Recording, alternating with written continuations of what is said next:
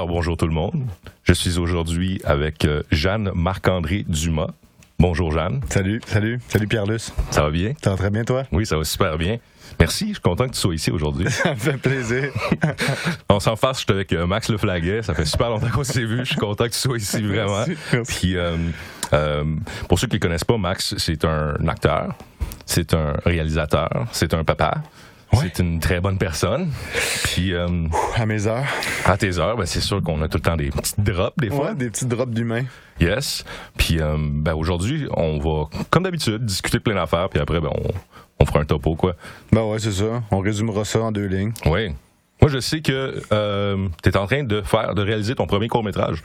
Ouais, en fait, j'ai réalisé ça au mois de novembre-décembre dernier, 2019, donc 2 jours au mois de novembre à la Malbaie, puis 3 jours à Montréal au mois de décembre. Fait que c'est fini, c'est canné. C'est canné? C'est canné, comme on dit. Je pensais que tu restais un petit shot. Non, c'est fini. Fait que là, je peux plus rien tourner. Je cherche présentement un monteur, une monteuse, s'il y en a à la maison, là, qui serait intéressé à monter mon film. J'en connais, moi. Ouais, t'en connais? Tu me les donneras après. il parle juste mandarin. Ah. Non, c'est pas vrai. Il parle mandarin, anglais, français. Tu pourrais aller international straight up. Ben écoute, mon film, justement, pour ne pas en parler, c'est un film muet. Ah. Donc, it's international. You know? It is. Je sais pas comment dire ça en mandarin, mais bon, je sais le dire en français et en anglais au moins. Oui. International, también. Hein? Ah oui, espagnol. Tu peux l'espagnol, nice. C'est ça, donc c'est un film muet, c'est une science-fiction de entre 15 et 20 minutes. Fait que je pars en post-production, là, imminemment. Sous peu, là.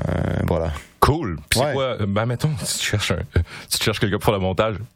Tu dois en connaître aussi des monteurs. C'est quoi ton angle? C'est pourquoi J'en ai approché 2 déjà, puis les bons sont souvent occupés. Tu sais, quand tu veux les meilleurs, ben ils sont je peux, mais en 2022. Ah oui, tant que ça. C'est un petit peu loin. Right. Qu'est-ce que je recherche? Écoute, quand j'aurai trouvé quelqu'un qui m'inspire, dont le travail m'inspire, ben je vais m'asseoir avec, puis on va regarder les rushs, en fait. Les rushs, pour ceux qui savent pas c'est quoi, c'est toutes les images du film, en fait. Oui. On va regarder ça ensemble, puis moi, je vais lui dire qu'est-ce que je vois, en fait. Tu sais, j'ai déjà des idées de montage. Mais ça se peut que ces idées-là ne s'appliquent pas très bien au final. Tu sais, je veux dire, tout le temps, quelqu'un m'avait dit cette phrase que je trouvais belle, cette expression qui va comme suit: le désespoir de l'incarnation. C'est-à-dire... OK. Boom! C'est-à-dire... je trouvais ça tellement beau. Ouais. Le désespoir de l'incarnation, c'est l'idéal de qu'est-ce que t'aimerais, puis ce que tu peux faire dans la réalité. Tu sais. Right. Fait que voilà, en fait, c'est les idées que j'ai pour le montage. Ça se peut qu'au final, ça soit pas du tout applicable et appliqué. Cela dit, c'est ça, j'ai confiance qu'un monteur, c'est un métier vraiment comme tel. Puis il y a des gens qui me disent, ben fais-le toi-même ton montage. Je dis non, c'est vraiment... Ça prend quelqu'un qui est capable qui va justement jeter un regard nouveau sur mon film, puis qui va pouvoir en faire quelque chose que je soupçonnais peut-être même pas, tu sais. De laisser la place au développement artistique. À sa créativité, puis voir finalement que la personne va m'amener ça. Finalement, la scène finale que t'as tournée, ben je l'ai mis au début, puis tabarnouche, OK, à ta peu, là, explique-moi ça, puis finalement, c'était écœurant ce qu'il a fait, tu sais. Fait j'ai vraiment hâte de m'attaquer à ça, puis de voir qu'est-ce que le monteur ou la monteuse a retrouvé, tu sais. Oui, ben je trouve aussi que le montage, de qu'est-ce que je connais, c'est, tu sais, ça prend vraiment une bonne synergie entre les deux personnes, parce que tu sais, c'est lui qui justement met le tempo, met les virgules, met les points, change les phrases. Tu sais, la job de réalisateur puis la job de monteur est vraiment on dit souvent que c'est la 3e réalisation, je pense. C'est aussi quelque chose que j'ai entendu. J'essaie de me souvenir des... Tu pourrais name drop du monde, au moins. Ouais, non, mais ça, je pourrais pas me souvenir qui c'est qui m'a dit ça. Je me souviens pas très bien. J'ai pas une très bonne mémoire. Mais la première réalisation, donc, c'est l'écriture du scénario. C'est quand tu lis le scénario, t'as vraiment... alors, on est dans une chambre, il fait noir, tu sais, on entend une musique musique qui joue en arrière, toute l'ambiance. Donc la première réalisation se trouve là. Même que dans le scénario, on peut avoir aussi, ça peut être écrit gros plan sur la main du personnage, ou plan d'ensemble sur tel immeuble. La caméra se tourne, donc il y a vraiment des indications déjà. Après ça, t'as la réalisation sur le plateau qui elle est vraiment rock'n'roll. Ah oui? Ouais, et la troisième réalisation, donc c'est le montage. Puis le storyboard, est-ce que toi, tu t'es bâti un storyboard pour faire ton film? J'en ai pas fait de storyboard. Je voulais en faire un. Parce que tu dessines mal? Parce que je dessine très mal, mais il y avait quelqu'un que je connaissais qui en faisait, puis qui en faisait pour la pub, puis qui dessine très bien. Puis c'est un gars, c'est Stéphane Breton, en fait, qui est acteur à la base, puis qui dessine très bien, qui a ce talent-là. Et je lui avais dit, il y a un an et demi, hey, je veux que tu fasses le storyboard de mon film. Vu que c'est mon premier, je veux vraiment que ça soit très clair, chaque shot et tout, mais encore des espoirs d'incarnation. Dans la vraie vie, ça va très vite à un moment donné, la pré-production. Puis moi, je portais beaucoup de chapeaux, étant donné que j'avais pas... Bon, j'ai ramassé tout l'argent moi-même. J'ai ramassé entre 40 et 50 000 $ pour faire le film. Donc, aucune subvention. Nice. Oui. Et c'est ça, à un moment donné, c'est que tu portes tellement de chapeaux, t'es tellement occupé à consulter ton gars de costume, à trouver les locations, t'es en visite de location. Puis il y a une location à Charlevoix, la maison dans laquelle on tournait, je l'avais jamais visitée. Jusqu'au jour 1, tu sais. Fait que quand je suis arrivé la veille du premier jour de tournage. Setup, puis c'est ici que ça se passe. Ouais, c'était la première fois que je l'avais vu la maison en photo. Right. C'est une maison, mon frère est architecte, puis c'est lui qui l'a dessiné cette maison-là. Ah, cool. Ouais, super belle maison. C'est en surplomb, là, t'as une vue sur le fleuve Saint-Laurent, c'est vraiment hallucinant. C'était à la Malbaie. Nice. C'est un beau coin, ça, en plus. C'est une des plus belles vues que j'ai eu la chance de voir au Québec. Right. Et c'est ça, j'avais pas vu la location. Donc, après ça, comment tu fais pour faire un storyboard quand t'as même pas visité les lieux? C'est que... Right.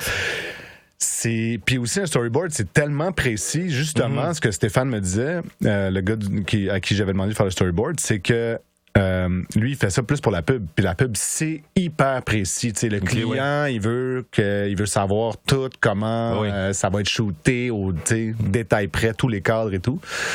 Et dans mon cas, je me laissais vraiment une plus grande liberté, puis je trouvais ça mieux parce que quand t'es trop précis, finalement t'arrives sur les lieux, tu dis ok, ça je pourrais pas le faire comme je voulais, puis là ça je pourrais pas le faire comme je voulais, puis là tu te mets angoissé. Il y a beaucoup de travail que tu te dois le refaire, ou sinon ton film est déjà canné avant même que tu commences à le filmer. Ouais. Puis genre la création, et je sais pas, ça doit être quand même c'est parce que travailler avec. Tu peux même pas, tu sais, je veux dire, le nombre d'affaires que je pensais qu'elle allait être comme ça, puis qui était pas comme ça finalement, puis il y a tellement de...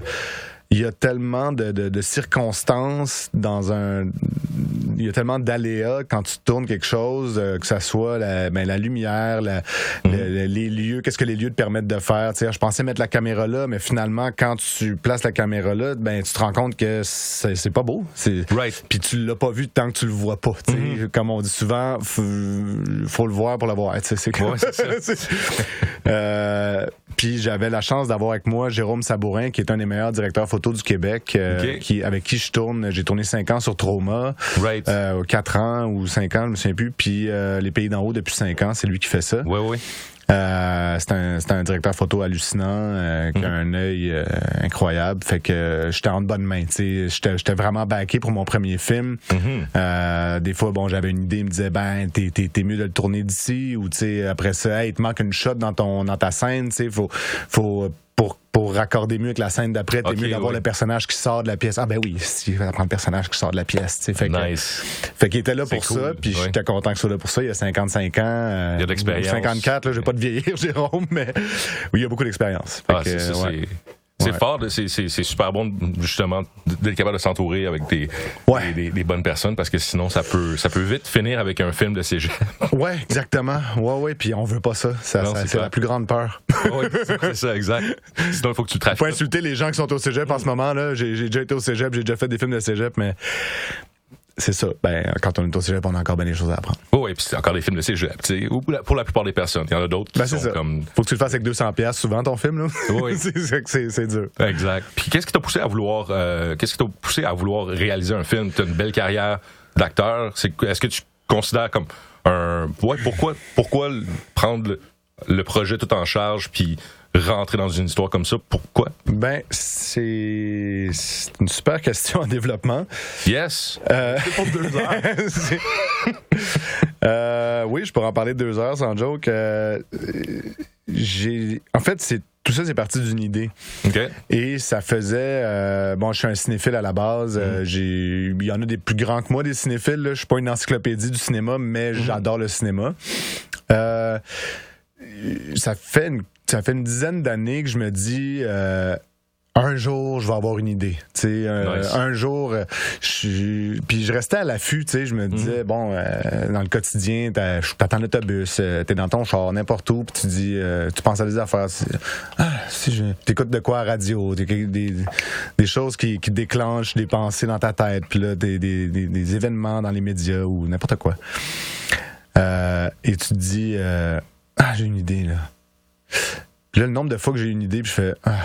tu mets ça dans ton iPhone. Mais c'est ça. Tu dis c'est un bon flash, mais il faut toujours faire la différence entre un bon flash et une idée qui a de la substance. Que tu veux exploiter que tu veux explorer pendant un an, 2 ans? 3 ans. 3 ans. Ouais.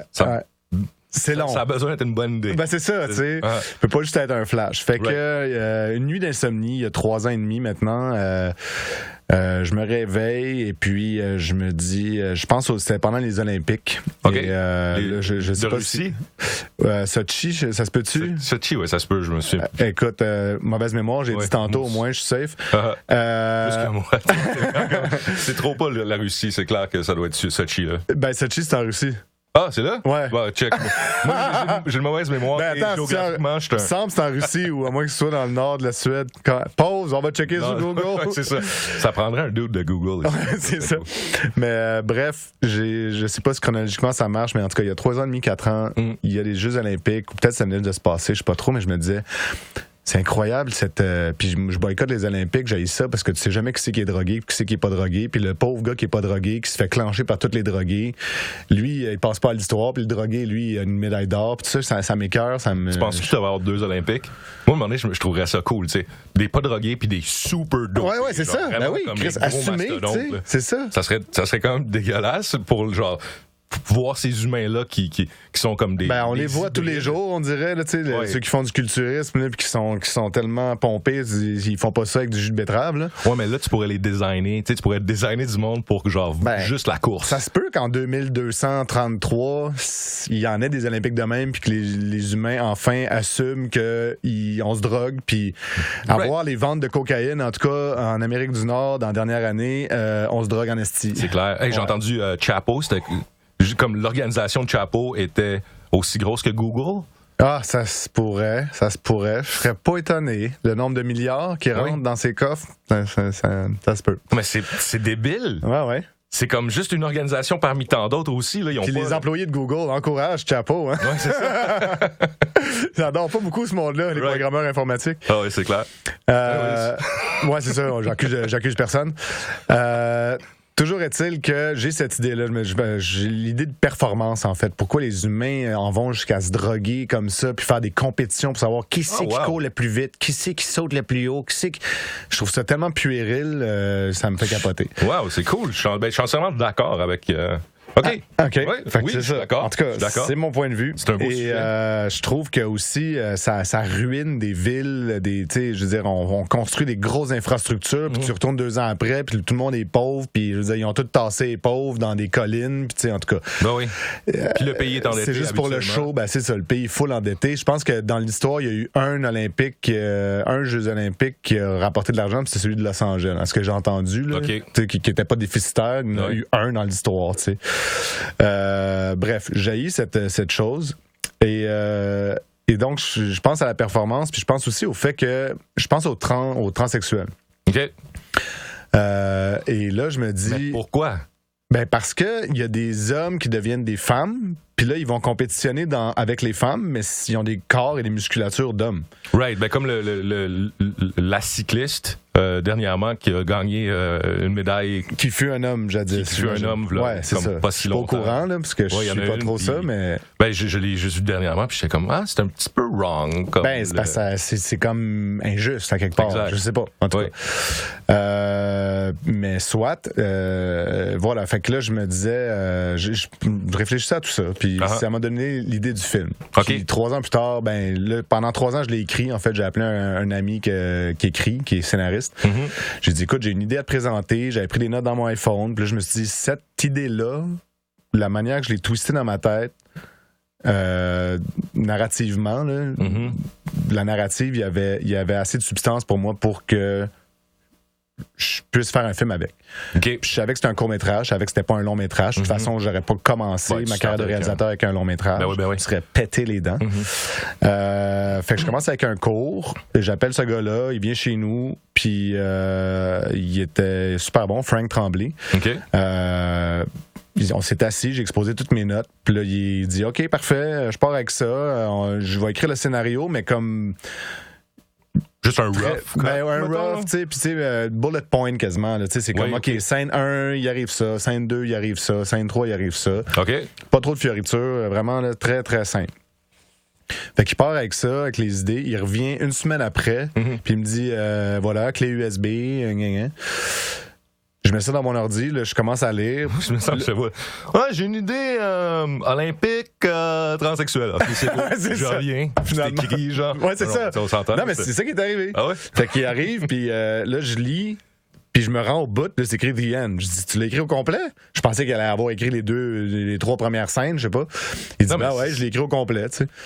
Fait que c'était pas ce que je voulais pantoute, tu sais. Sauf que au moins c'est comme s'il m'avait amené la matière première, m'avait amené au moins le bloc de marbre, puis moi j'allais pouvoir tailler dedans pendant 3 ans. Fait que c'est un film silencieux anglophone. Non. OK, parce que c'était The End à la fin. Ah, The End, ouais, mais je l'ai écrit en anglais. En fait, c'est ça la question cachée. J'ai écrit en anglais parce qu'au début, je savais pas que ça allait être muet. Et je savais en fait que je voulais pas de dialogue, mais je voulais avoir des voix hors champ, donc voice-over.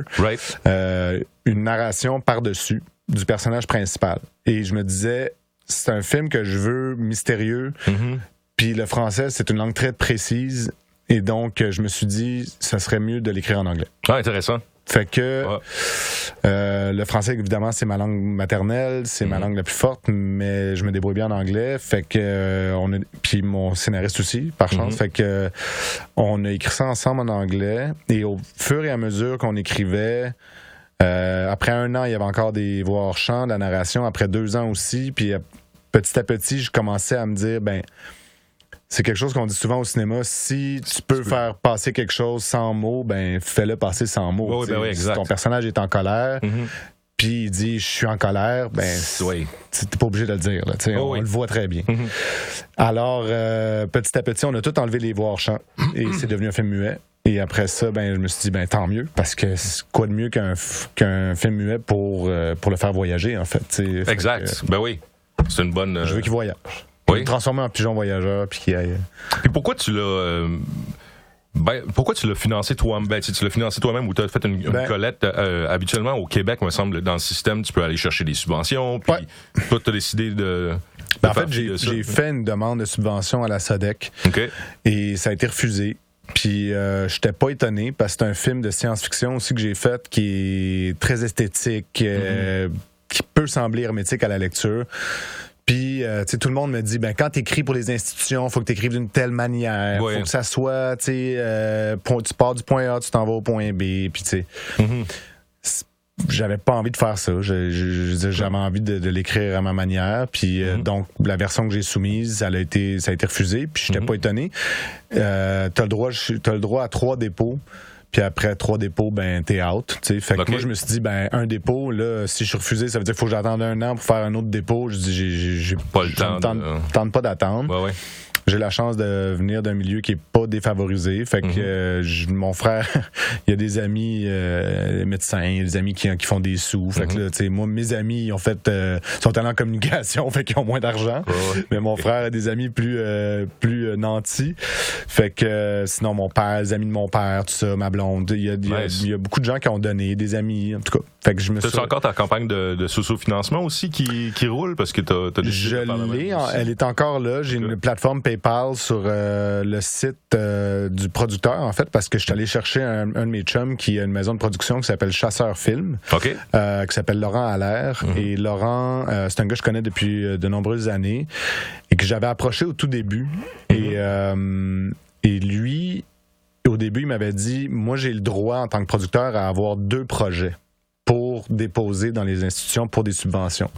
Fait qu'il dit, en ce moment, tu m'arrives avec un beau projet, j'y crois, le scénario est cool, sauf que j'ai déjà mes 2 projets en banque pour les dépôts, fait que je peux pas te prendre. Fait que... Bon, je lui dis OK, c'est plate. T'sais, fait que là, j'ai approché d'autres maisons de production. Puis évidemment, encore une fois, comme les monteurs sont toujours pris les meilleurs, les bonnes maisons de production ils aussi, ont déjà 2 projets qui sont déjà leurs projets. Ils en ont pour les 5 prochaines années. Oui. Ils en font 2. L'année d'après, ils prennent les 2 autres qui n'ont pas fait l'année d'avant. Alors, ma blonde tournait à Toronto pendant 3 mois. Fait que je suis allé à Toronto. Je venais d'avoir ma petite Françoise, qui avait 3 mois à l'époque. Fait qu'on arrive à Toronto. On engage une gardienne pour la petite de midi à 5 tous les jours. Fait que moi, le matin, je m'occupe de la petite. Ma blonde va tourner à 6 heures du matin. Fait que de midi à 5, je suis libre. Fait que je prends le temps d'aller dans des cafés à Toronto, puis je travaille sur mon scénario, 1, mais 2, j'appelle du monde, puis je fais ma campagne de financement comme ça. C'est pas du cold call, là, c'est du warm call, c'est ça. Du tiède au moins. De l'appel tiède, c'est ça. Fait que j'ai eu une couple de... Tu sais, j'ai comme ciblé mes premiers donateurs en sachant que c'était du monde généreux qui m'affectionnait puis qui croyait en moi. Fait que ça a bien démarré. Tu sais, un premier don, moi je vais t'appuyer, je te donne 2000 $. Moi je te donne 3000. Là, j'étais comme, bon, mais là j'ai un gars qui me donne 2000, j'ai un autre gars qui me donne 3000. Nice. Fait que c'est parti, tu sais, c'est comme ça. Là je peux pas reculer. T'as pas le choix, exact. C'est ça. C'est comme j'ai un autre ami qui a fait un record Guinness. Puis il était comme j'ai le goût de faire un record, tout le monde man, vas-y. Puis OK. J'ai plus le choix là, c'est ça. Fait que c'est cool ça. Ouais, c'est vraiment cool. Fait que c'est ça. Fait que j'ai commencé à faire ma campagne de socio-financement comme de financement comme ça, privé. Puis ensuite j'ai parlé quand je suis revenu de Toronto, j'ai rappelé Laurent que j'avais rencontré un an et demi avant. Puis là, je l'ai rencontré. Là, je lui ai dit, écoute, j'ai ramassé là, finalement à 20-25 000, j'étais rendu pour faire le film, tu sais. Fait que là, il dit, tu sais, lui, il a déjà fait des films avec 12 000, 15 000. Fait qu'il dit... Ou 200 $ au cégep, probablement. Probablement aussi. Fait que là, il dit, ben là, si t'as trouvé cet argent-là, on le fait, le film, là. Il dit, fuck les subventions, tu sais. OK, oui. Fait que je dis, OK, cool, tu sais. Fait que là, on a commencé à se rencontrer, puis... c'est là que j'ai eu l'idée de faire une page sur son site internet, de Chasseur Film, avec le titre du film qui s'appelle Ouroboros. OK. On y reviendra. Oui.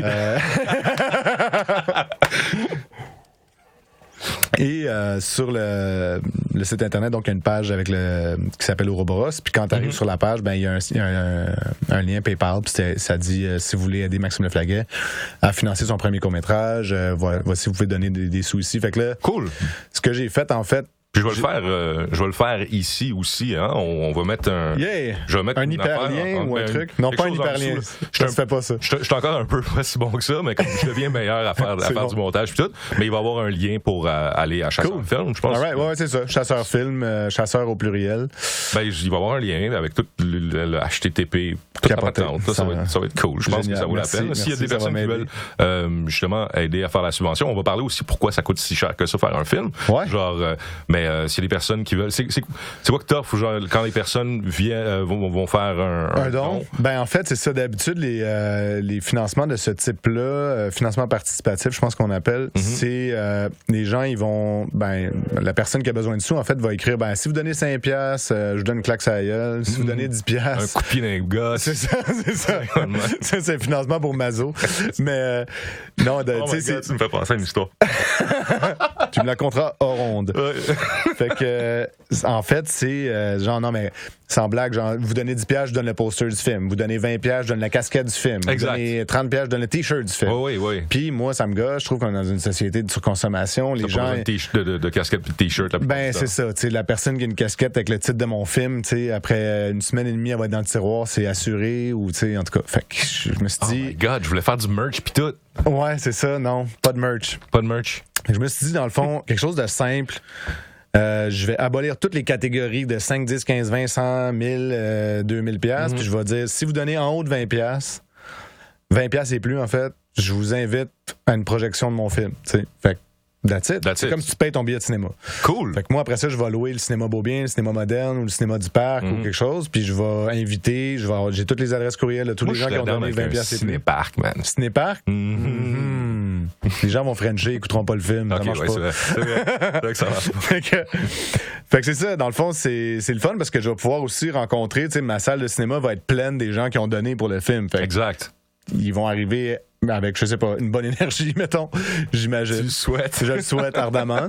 Puis, c'est ça, non, ça va être cool de rencontrer, en fait, les gens qui ont donné. Tu sais, fait que là, je recevais la liste, PayPal mise à jour, Laurent m'envoyait ça, puis c'était trippant. Tu sais, je voyais du monde que je connaissais pas, sa liste, puis j'étais touché là-dessus. Ben oui. Puis ça se fait encore, ça, que si vous avez le goût d'aller à la première du film qui va se passer dans les prochains mois. Ben, ça va être printemps, début été, là, tu sais, mai, juin, je sais pas trop. Il va sûrement avoir une première aussi dans un festival. On aimerait ça, le Festival de Toronto, le TIFF. Fait que ça reste à voir. Nice, mais si vous voulez faire ça à Montréal, vous pouvez faire un don, puis après, vous allez payer votre billet de cinéma pour venir à la première, en fait. Ben ouais, c'est ça, exactement. Très cool, très cool. Ouais. Puis. On revient-tu à Ouroboros? Oui, c'est ça. Il y a plein de sujets ouverts. Pourquoi ça coûte si cher que ça? Moi, j'aimerais juste comme. Parce que déjà là, à 25 000 pour un short, comme. C'est genre, my God. Tu sais, on voit des films Hollywood avec plein d'effets spéciaux qui coûtent genre 250 millions de dollars. Ouais. Je trouve ça quasiment disgracieux que tout ce cash-là aille pour faire des films. Je vois pas vraiment de justification par rapport à ça. Ouais. Mais toi qui étais dans l'engrenage, en fin de compte, de faire un film, il t'a coûté combien jusqu'à date? Tu sais, comme... Ben, j'ai ramassé 48 000. Ça a coûté 41, 42, puis il me reste genre 6 000 pour la post-prod. Ça, c'est pas... Mais j'ai des commandites pour la post-prod. Il y a Peak Media, que je salue, que je remercie, qui m'offre plusieurs milliers de dollars de post-production. Là, tout ce qui est formatage pour les envois d'un festival, pour tout ce qui est, je sais pas, le son, la colorisation, tous ces trucs-là. Ben oui. J'ai un autre de mes amis, Julien Demers-Arsenault, qui est réalisateur, qui m'offre de faire la roto, tout ce qui est, mettons... La rotoscopie, c'est, mettons, j'espère que je me trompe pas, là, je suis vraiment pas calé en post-prod, mais c'est tout ce qui est, mettons, tu vois une perche du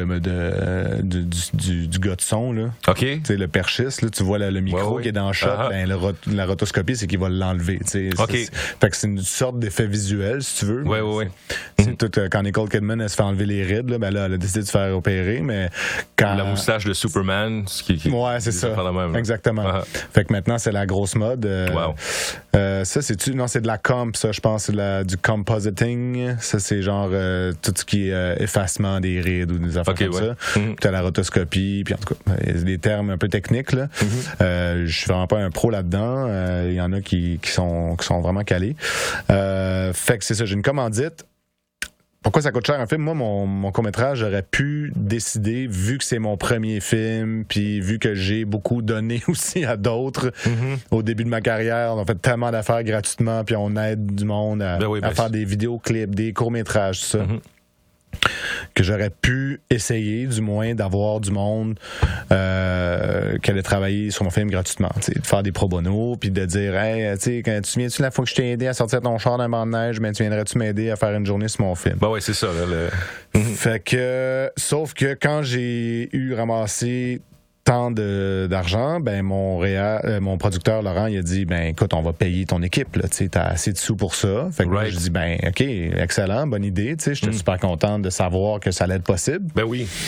Et lui, comme directeur de prod, ben il a fait l'évaluation des coûts en fait. Là, il a sorti un budget. Bon ben ça va coûter tant en direction artistique, ça va coûter tant en justement en post-prod, ça va coûter tant pour louer des lieux, tu sais, les locations. Fait que oui, tout ça coûte. On a loué une clinique de sperme, ça a coûté 2000$ pour une journée, mettons. C'est pas cher. C'est des entreprises privées, tu sais. Non, c'est pas cher. Non, mais pour une clinique de sperme, tu sais, c'est cher pour un budget, mais en même temps, tu dis 2000$. Ouais. Tout dépendamment, là, c'est vrai que. C'est pour une journée, tu sais. Fait que après ça, toutes les faut louer les équipements, le machiniste, l'éclairagiste avec toutes les lampes, tous les spots, faut tout louer ça, l'équipement. Après ça, tu payes ton directeur photo, j'avais une équipe d'à peu près 15 personnes, fait que je donnais des salaires. Bon, évidemment, c'est pas les salaires qu'ils gagnent quand ils font des longs métrages ou quand ils font des séries télé avec des gros budgets. Oui. Mais c'était selon les normes. C'est ça. C'est cool. Puis je trouve ça vraiment cool que tu aies eu la chance de pouvoir comme le faire en bonne et due forme, payer l'équipe. C'est sûr que ça change la donne que d'avoir des personnes qui sont rémunérés. Du bénévolat, habituellement, ça prend tout le temps un petit peu plus de temps, la plupart du temps, à avoir le produit. Puis, il y a comme ça peut être moins juste. Grosso modo, là. Il y a tout le temps quelqu'un qui. C'est cool que tu aies pu faire ça. Ouais, vraiment. Moi, je suis content. Sinon, si on parle de serpent qui mange sa queue. Oui, c'est ça. C'est le titre, le titre du film. C'est Ouroboros. Ça vient de l'ancien grec. Et ça veut dire, serpent qui se mange la queue. C'est grec? Ouais, c'est grec. Je pensais que c'était sud-américain, genre. Ouais, je pensais que c'était. Moi aussi, mais non, j'ai checké dernièrement. J'étais comme ça vient d'où mon titre? Mais je savais que c'était le symbole du serpent qui se mange la queue, mais oui, j'ai su que c'était grec. Ouroboros. OK. Je savais pas. En fait, ça représente. C'est un symbole là, que les gens ont peut-être déjà vu. D'ailleurs, c'est ce symbole-là. Gros plan. Il n'y a pas de gros plan encore, on est tout seul. Hein? Je peux le prendre puis je peux le montrer. Vas-y, mais là, je sais pas s'il va faire le foyer. En tout cas, c'est une forme circulaire. C'est un serpent qui a la bouche ouverte et sa queue rentre dans sa bouche. Je mettrais un lien sur une image. Ouais, c'est ça. Je l'ai assez bien décrit, là.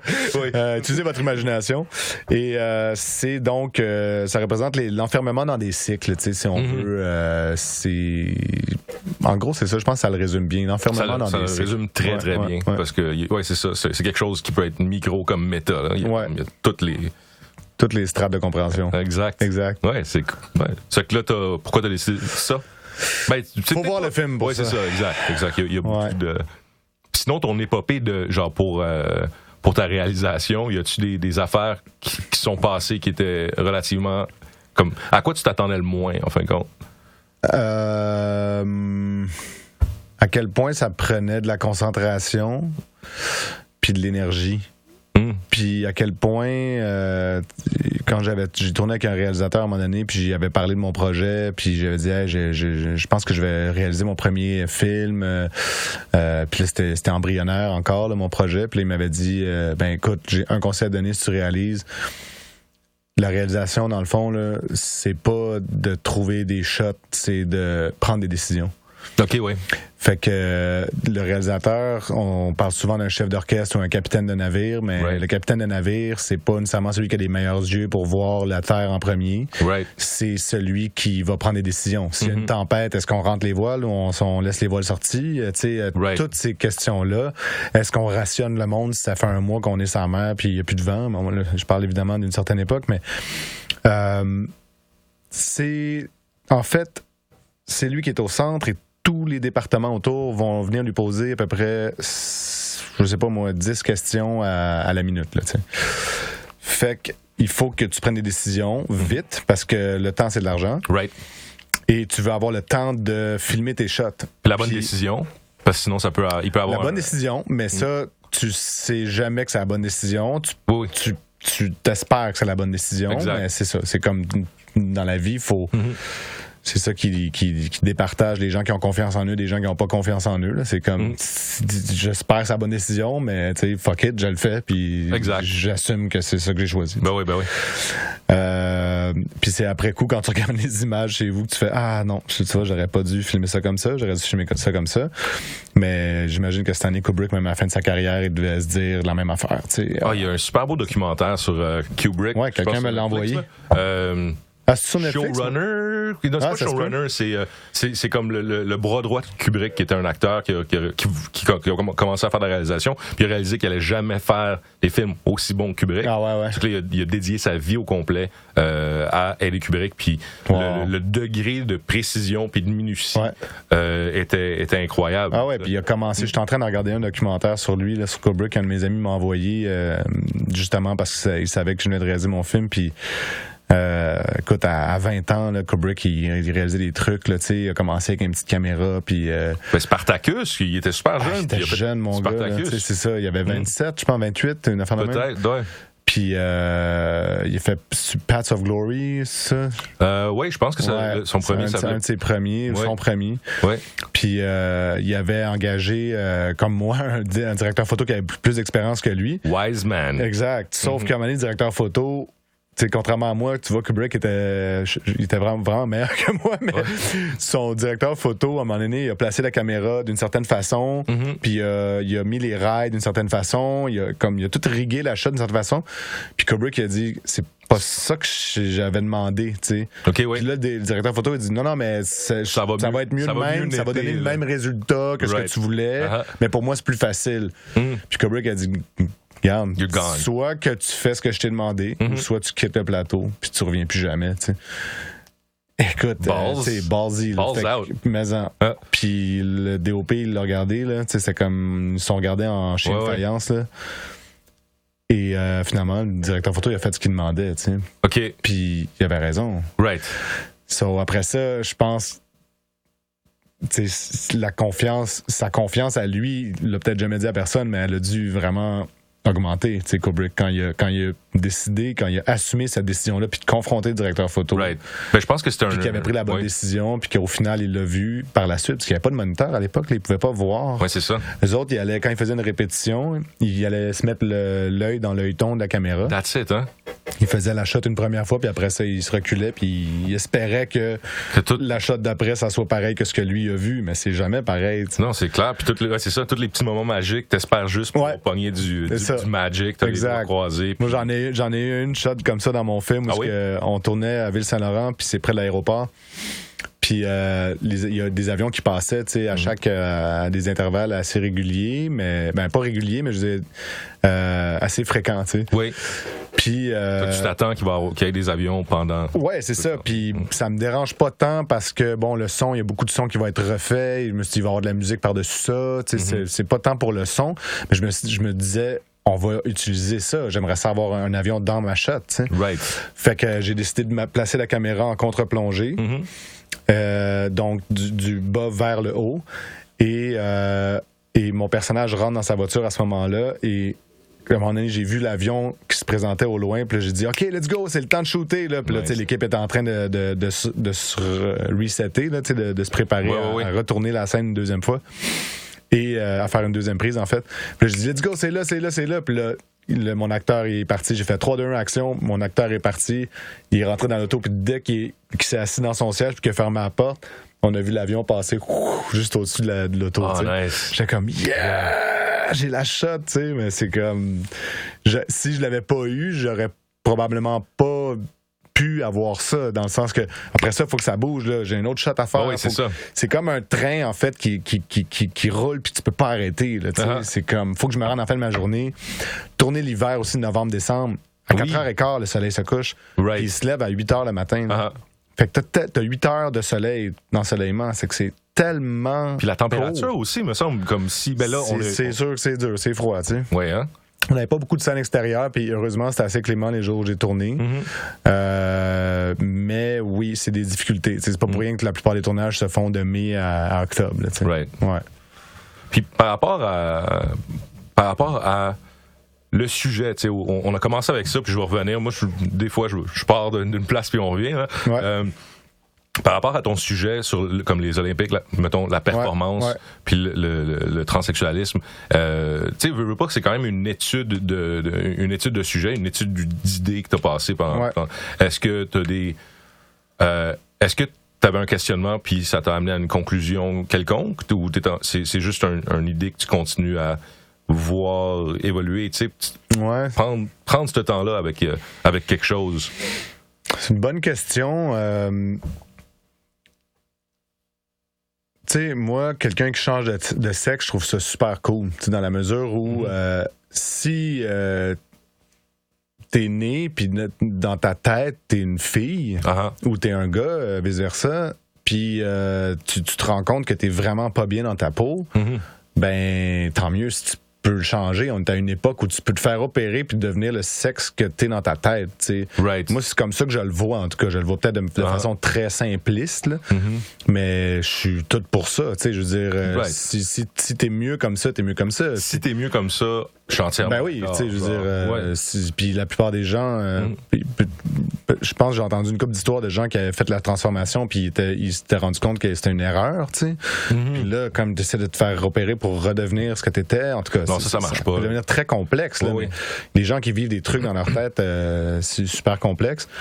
Mais bref, moi, je voulais raconter une histoire, mais finalement, ce qui a déclenché l'idée de mon film, c'est quelqu'un qui est transsexuel et le changement de sexe, en fait, et la performance. Mais parce qu'on s'entend que c'est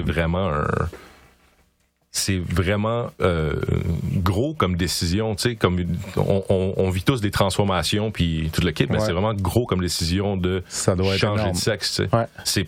C'est pas un tatou, là. Non.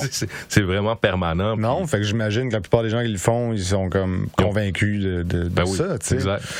Ça doit être tellement difficile comme décision à prendre, puis comme tout ce qui s'ensuit aussi, là. Il y a une série... je me souviens pas comment ça s'appelle, qui traite de ça. Bref, c'est un père de famille qui décide de changer de sexe, puis c'est vraiment bien foutu, cette série-là. C'est super touchant. Tu me l'enverras? Ouais, je vais essayer de retrouver. De regarder ça. Ouais, je vais retrouver ça. Puis, mais bref, c'est ça, mon film ne traite pas de ça, finalement. Tu sais, le sujet principal de mon film, c'est la solitude. OK. Qui est un autre super bon sujet. Ouais, je pense que tu sais. Fait que... puis à un moment donné, ben j'avais des thèmes et des sous-thèmes et des sous-thèmes. Puis là, j'en parlais beaucoup avec mon acteur principal, qui est Stephen McCarthy, d'ailleurs, je l'ai pas nommé, qui est un acteur de Toronto, qui est super bon. Et qui est un gars qui a fait l'École nationale à Montréal, qui parle bien français, puis qui a déjà joué dans des pièces de théâtre à Montréal et tout. Et lui... je lui envoyais évidemment les nouvelles versions du scénario quand il y a des nouvelles versions qui sortaient. Et je lui demandais son input, tu sais. Fait que je disais, qu'est-ce que t'en penses de ça? Puis il me disait, tu sais, cette scène-là, je comprends pas trop pourquoi tu mets ça, le personnage, pourquoi il faut qu'il vive ça. Ou... c'est le fun que t'aies vraiment un dialogue avec tout ça. C'est comme une entreprise créative, collective. Ouais, vraiment. Que ça soit genre... Non, c'est ça. Ouais, tout à fait. Ouais, puis ma blonde m'a aidé beaucoup à l'écriture du scénario, en questionnant, tu sais. Puis c'est bon de se faire questionner. Puis de pas trop s'attacher à ce qu'on a écrit, tu sais, puis de dire OK, puis c'est, je pense, une des principales qualités qu'il faut avoir, c'est de dire j'avoue que cette scène-là, je l'aimais beaucoup, j'aimais l'atmosphère qui s'en dégageait, mais elle n'a pas rapport. Fait qu'il faut que je l'enlève, puis au pire, je vais garder ça en tête, je mettrai ça dans un autre film, tu sais. C'est une expression qu'on utilise souvent, tu sais, c'est super bon, mais c'est dans un autre film que ça va être bon, pas dans celui-là. Exact. Fait que c'est ça, mon film, j'avais des thèmes et des sous-thèmes.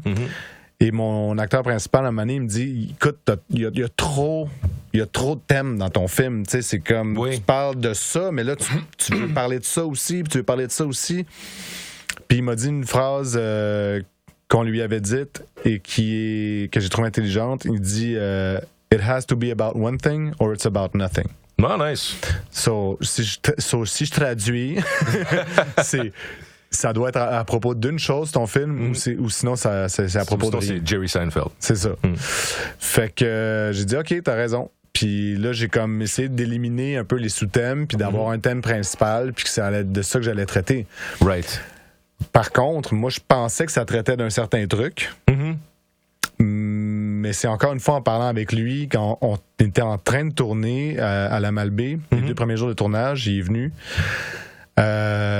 Et après la première journée, on prend une bière autour de la table. C'est cool parce qu'on dormait tous dans la même maison. En fait, j'avais loué une autre maison puis une auberge, là, mais on était une petite gang à rester dans la maison où est-ce qu'on tournait, où est-ce qu'on dormait, la gang.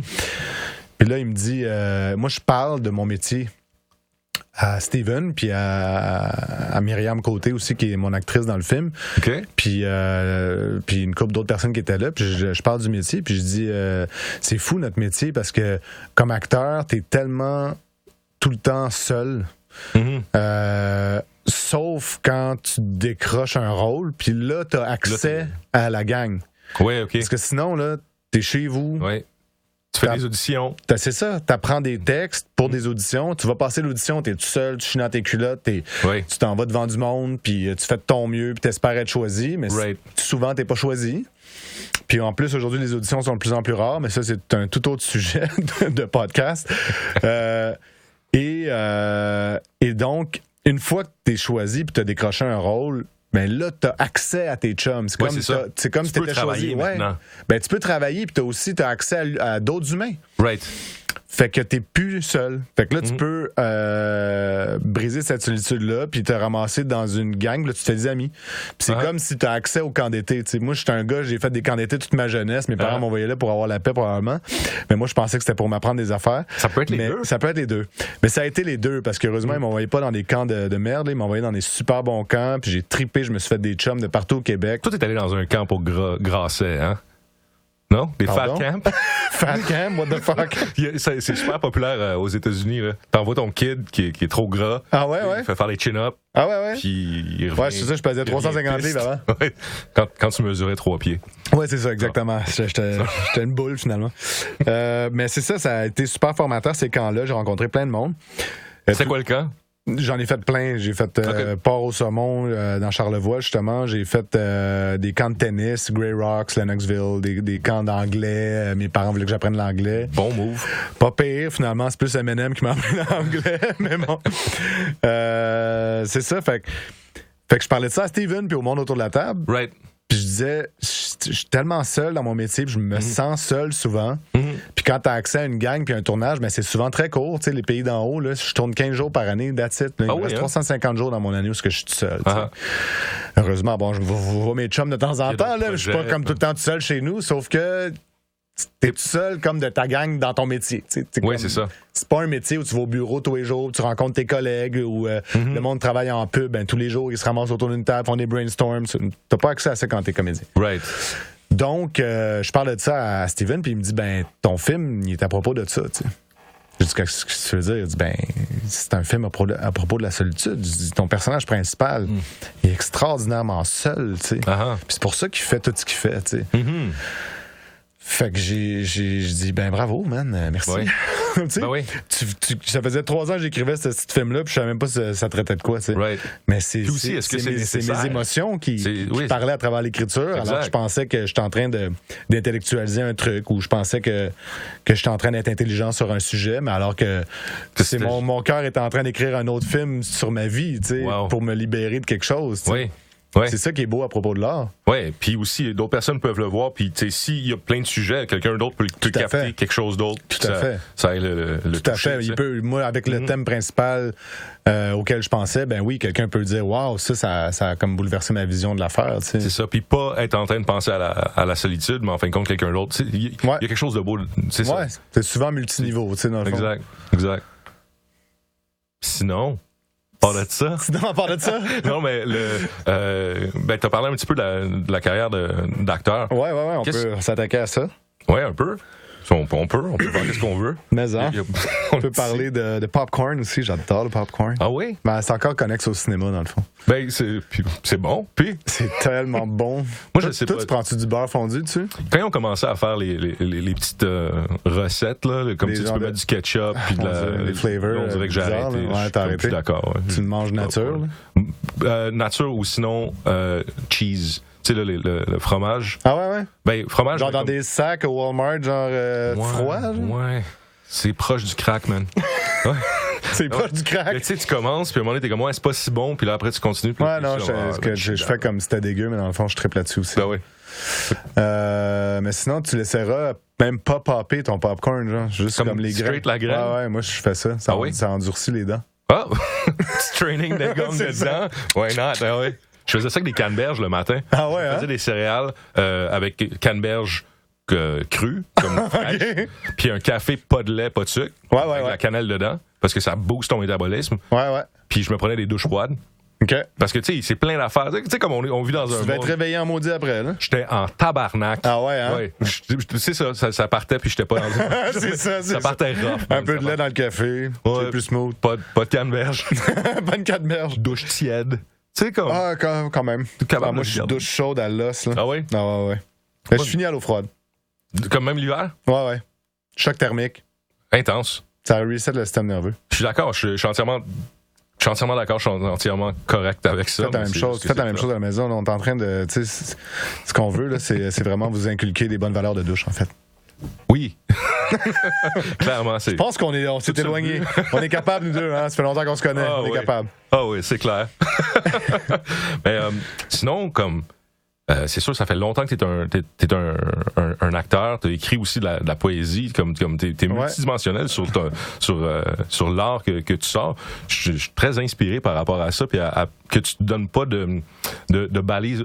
Est-ce qu'il y a des contraintes que tu t'es définies que tu souhaites pas aller, puis que t'as déjà cassé dans ta vie, ou c'est comme vraiment un carré de sable que tu dis, man, je peux vraiment tout faire, puis tu pourrais faire la peinture demain si ça te tente, puis aller toucher à d'autres choses. J'ai déjà essayé la peinture. C'est pas pour moi.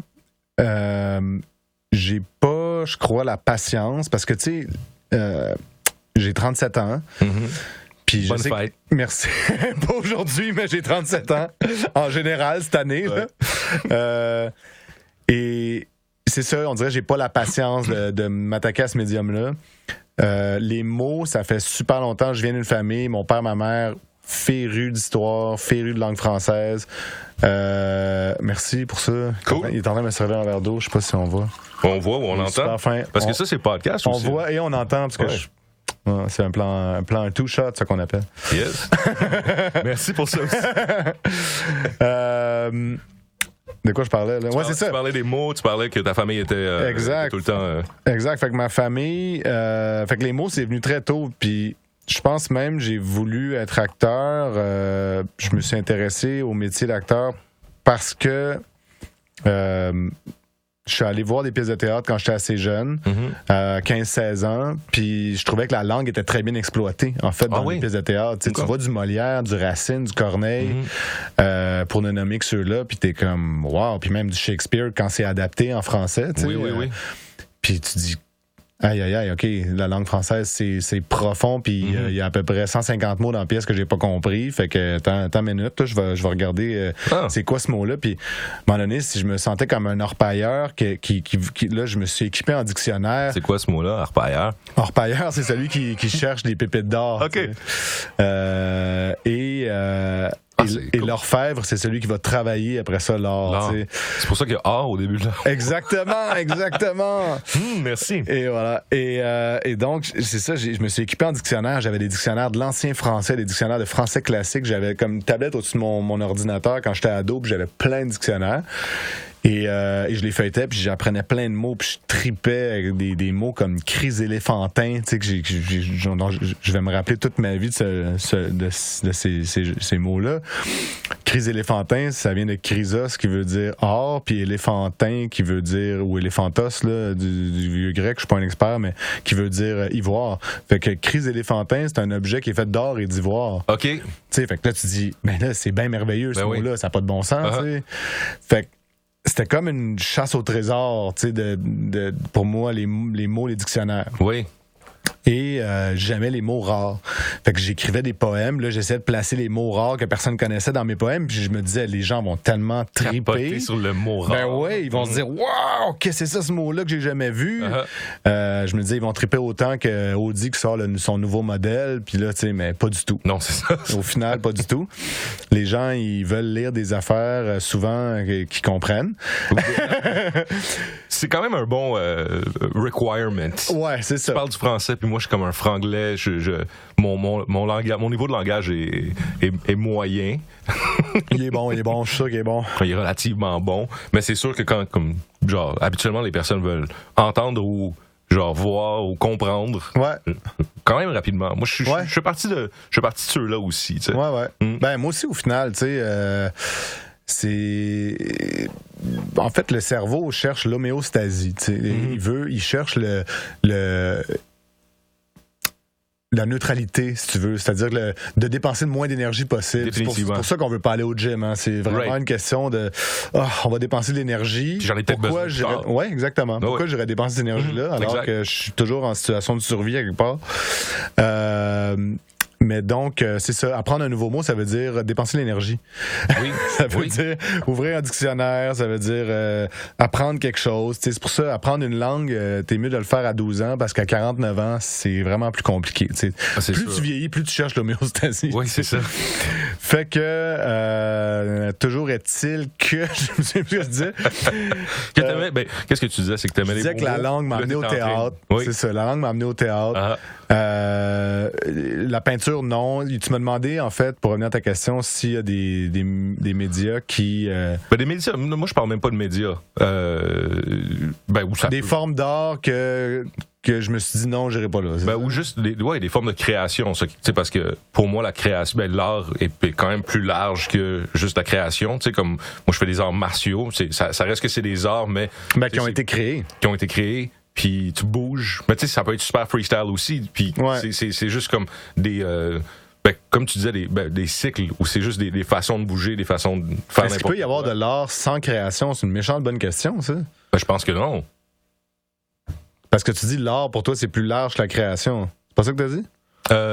La création est plus large que l'art. Ah, la création est plus large que l'art. Pour l'art, pour moi, c'est pas juste des médiums de communication ou... c'est je comprends. Toute forme de création, comme toute forme de création. Ouais. Autant si ça tente de monter un char, tu sais. Je comprends. Ça reste que c'est quelque chose que tu dis, ça, j'aimerais vraiment le faire, mais il me semble que je ferais vraiment pas bon. Ou, tu sais, comme, est-ce que, ma question, c'était, y a-tu des formes? Écoute, la musique, tu sais, moi, j'ai pris des cours de piano de 30 à 33 ans, tu sais. OK. Fait que, ça fait déjà 4 ans que j'ai pas pratiqué, c'est ça que ça veut dire. Et c'est un vieux rêve que j'avais de pouvoir jouer du piano. Tu sais, j'ai pris des cours quand j'avais 12-13 ans, pendant 1 an. Puis j'étais bon, comme n'importe quel kid de 12 ans. Tu le pognes vite, puis c'est facile. Puis quand on m'a dit, là, il faudrait que tu apprennes à lire la musique, j'ai fait, oh boy, ça, là. Bonsoir. Ouais, ça, t'es mieux d'apprendre à 6 ans, tu sais. Right. Fait que. Sauf le drum. Le drum, c'est pas si compliqué à apprendre. Ah ouais? Parce que c'est vraiment comme tous les instruments, mettons ton hi-hat, le snare, le kit, est écrit sur la partition. Ah ouais, ok. C'est quand même facile. C'est ça, parce que c'est pas des notes à proprement parler. Exact. Ben, encore là, le drum, ça prend du rythme. Puis ça, je l'ai pas tant. Je l'ai pas tant. T'sais, fait que je m'attaquerais pas au drum. Le piano, finalement, j'ai réussi à connaître les accords. T'sais, fait qu'un la mineur, je sais c'est quoi, un fa mineur, je sais c'est quoi. Puis je t'ai fait une petite démonstration tantôt. C'était super bon, t'as joué du piano aujourd'hui. Merci, c'est ma petite création. Mais j'aime ça composer un peu. C'est connexe avec ma passion pour l'écriture de paroles de chansons que j'ai développée depuis 4 ans. Oui. Avec l'auteur-compositrice-interprète Béris. Béris. B-E-Y-R-I-E-S. Tout le monde dit Berries. Parce que quand je l'ai lu, c'est comment? Ça a l'air d'un nom anglais, mais c'est son nom de famille, c'est Amélie Béris. Okay. C'est un nom français. Okay. Peut-être d'une autre origine, mais bref, c'est français de 200 ans au moins. Oui. On va dire Béris. Puis, elle, c'est extraordinaire comme rencontre. Là, c'est devenu ma meilleure chum. Puis, elle, c'était la meilleure amie de la blonde à mon frère. J'ai un frère qui est mon aîné de 4 ans. Fait que je la connais depuis que j'ai comme 10 ans, là, Amélie. Puis, elle est venue me voir il y a 4 ans avec des maquettes de ses tunes en me disant, tu sais, je pianote, moi, depuis plusieurs années. Puis là, j'ai décidé de lancer ma carrière d'auteur-compositrice-interprète. Je dis, ah ouais, Caroline, c'est bien capoté. J'avais jamais entendu chanter. Je dis, mets-moi ça. Fait qu'elle m'a mis ça chez nous. Je suis tombé à terre. Je me disais, c'est tellement bon, tu sais, ce qu'elle fait, là, sa voix, elle est exceptionnelle. C'est du soul, là, puis c'est authentique. Ouais, vraiment authentique. C'est une fille qui a eu un cancer du sein très agressif à 27 ans. Elle a eu une enfance un petit peu rock'n'roll. Elle n'a pas vraiment connu son père, s'est éloigné d'elle. Sa mère est décédée. En tout cas, tu sais, fait qu'elle elle a vécu bien des affaires jeunes, tu sais, c'est ça. Elle a beaucoup de bagages. Puis ça paraît dans ses tunes. Ce qu'elle dit, c'est profond, ça fait du bien à l'âme. Puis fait que, bref, elle m'a fait écouter ça. Puis là, elle me dit, t'aurais pas un poème, toi, dans tes affaires, toi, le poète, là, tu sais? Fait que là, je dis, peut-être, là. Elle dit, sors-moi quelque chose, un beau petit texte, là, je vais essayer de mettre une mélodie dessus, puis peut-être qu'on fera une tune ensemble, tu sais. Elle me dit ça super casual, tu sais. Fait que là, je check dans mon ordi, tu sais, là, je suis tout énervé, là, je suis Caroline, tu sais. Moi, une de mes idoles de jeunesse, c'est Luc Plamondon, tu sais. C'est vraiment, là, Notre-Dame de Paris, j'écoutais ça, là. Je suis vraiment romantico-romantique, là, quand j'étais jeune. Moi, c'était le fantôme de l'opéra. Ah ouais, mais ça, j'aimais ça aussi. Mais ouais, ma blonde, elle l'a revu dernièrement, puis elle a dit, hey, c'est pas la musique la plus complexe. C'est justement un truc un peu qu'on aime quand on est jeune. Tu réécoutes ça plus tard.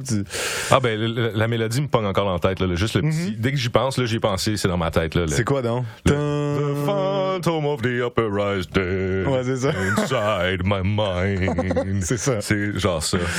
Ma cassette, pas VHS, mais tu sais, les cassettes audio, qui rentraient dans les tape decks? Oui, carrément dans le tape deck.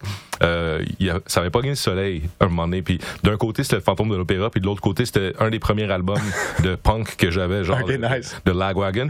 Lagwagon, j'adore. En fait, une fusion. Mais non. C'est que là, c'était le Fantôme de l'Opéra en punk rock, puis c'était quasiment sur le tempo. T'es pas sérieux. J'écoutais ça à la place aussi. C'est écœurant.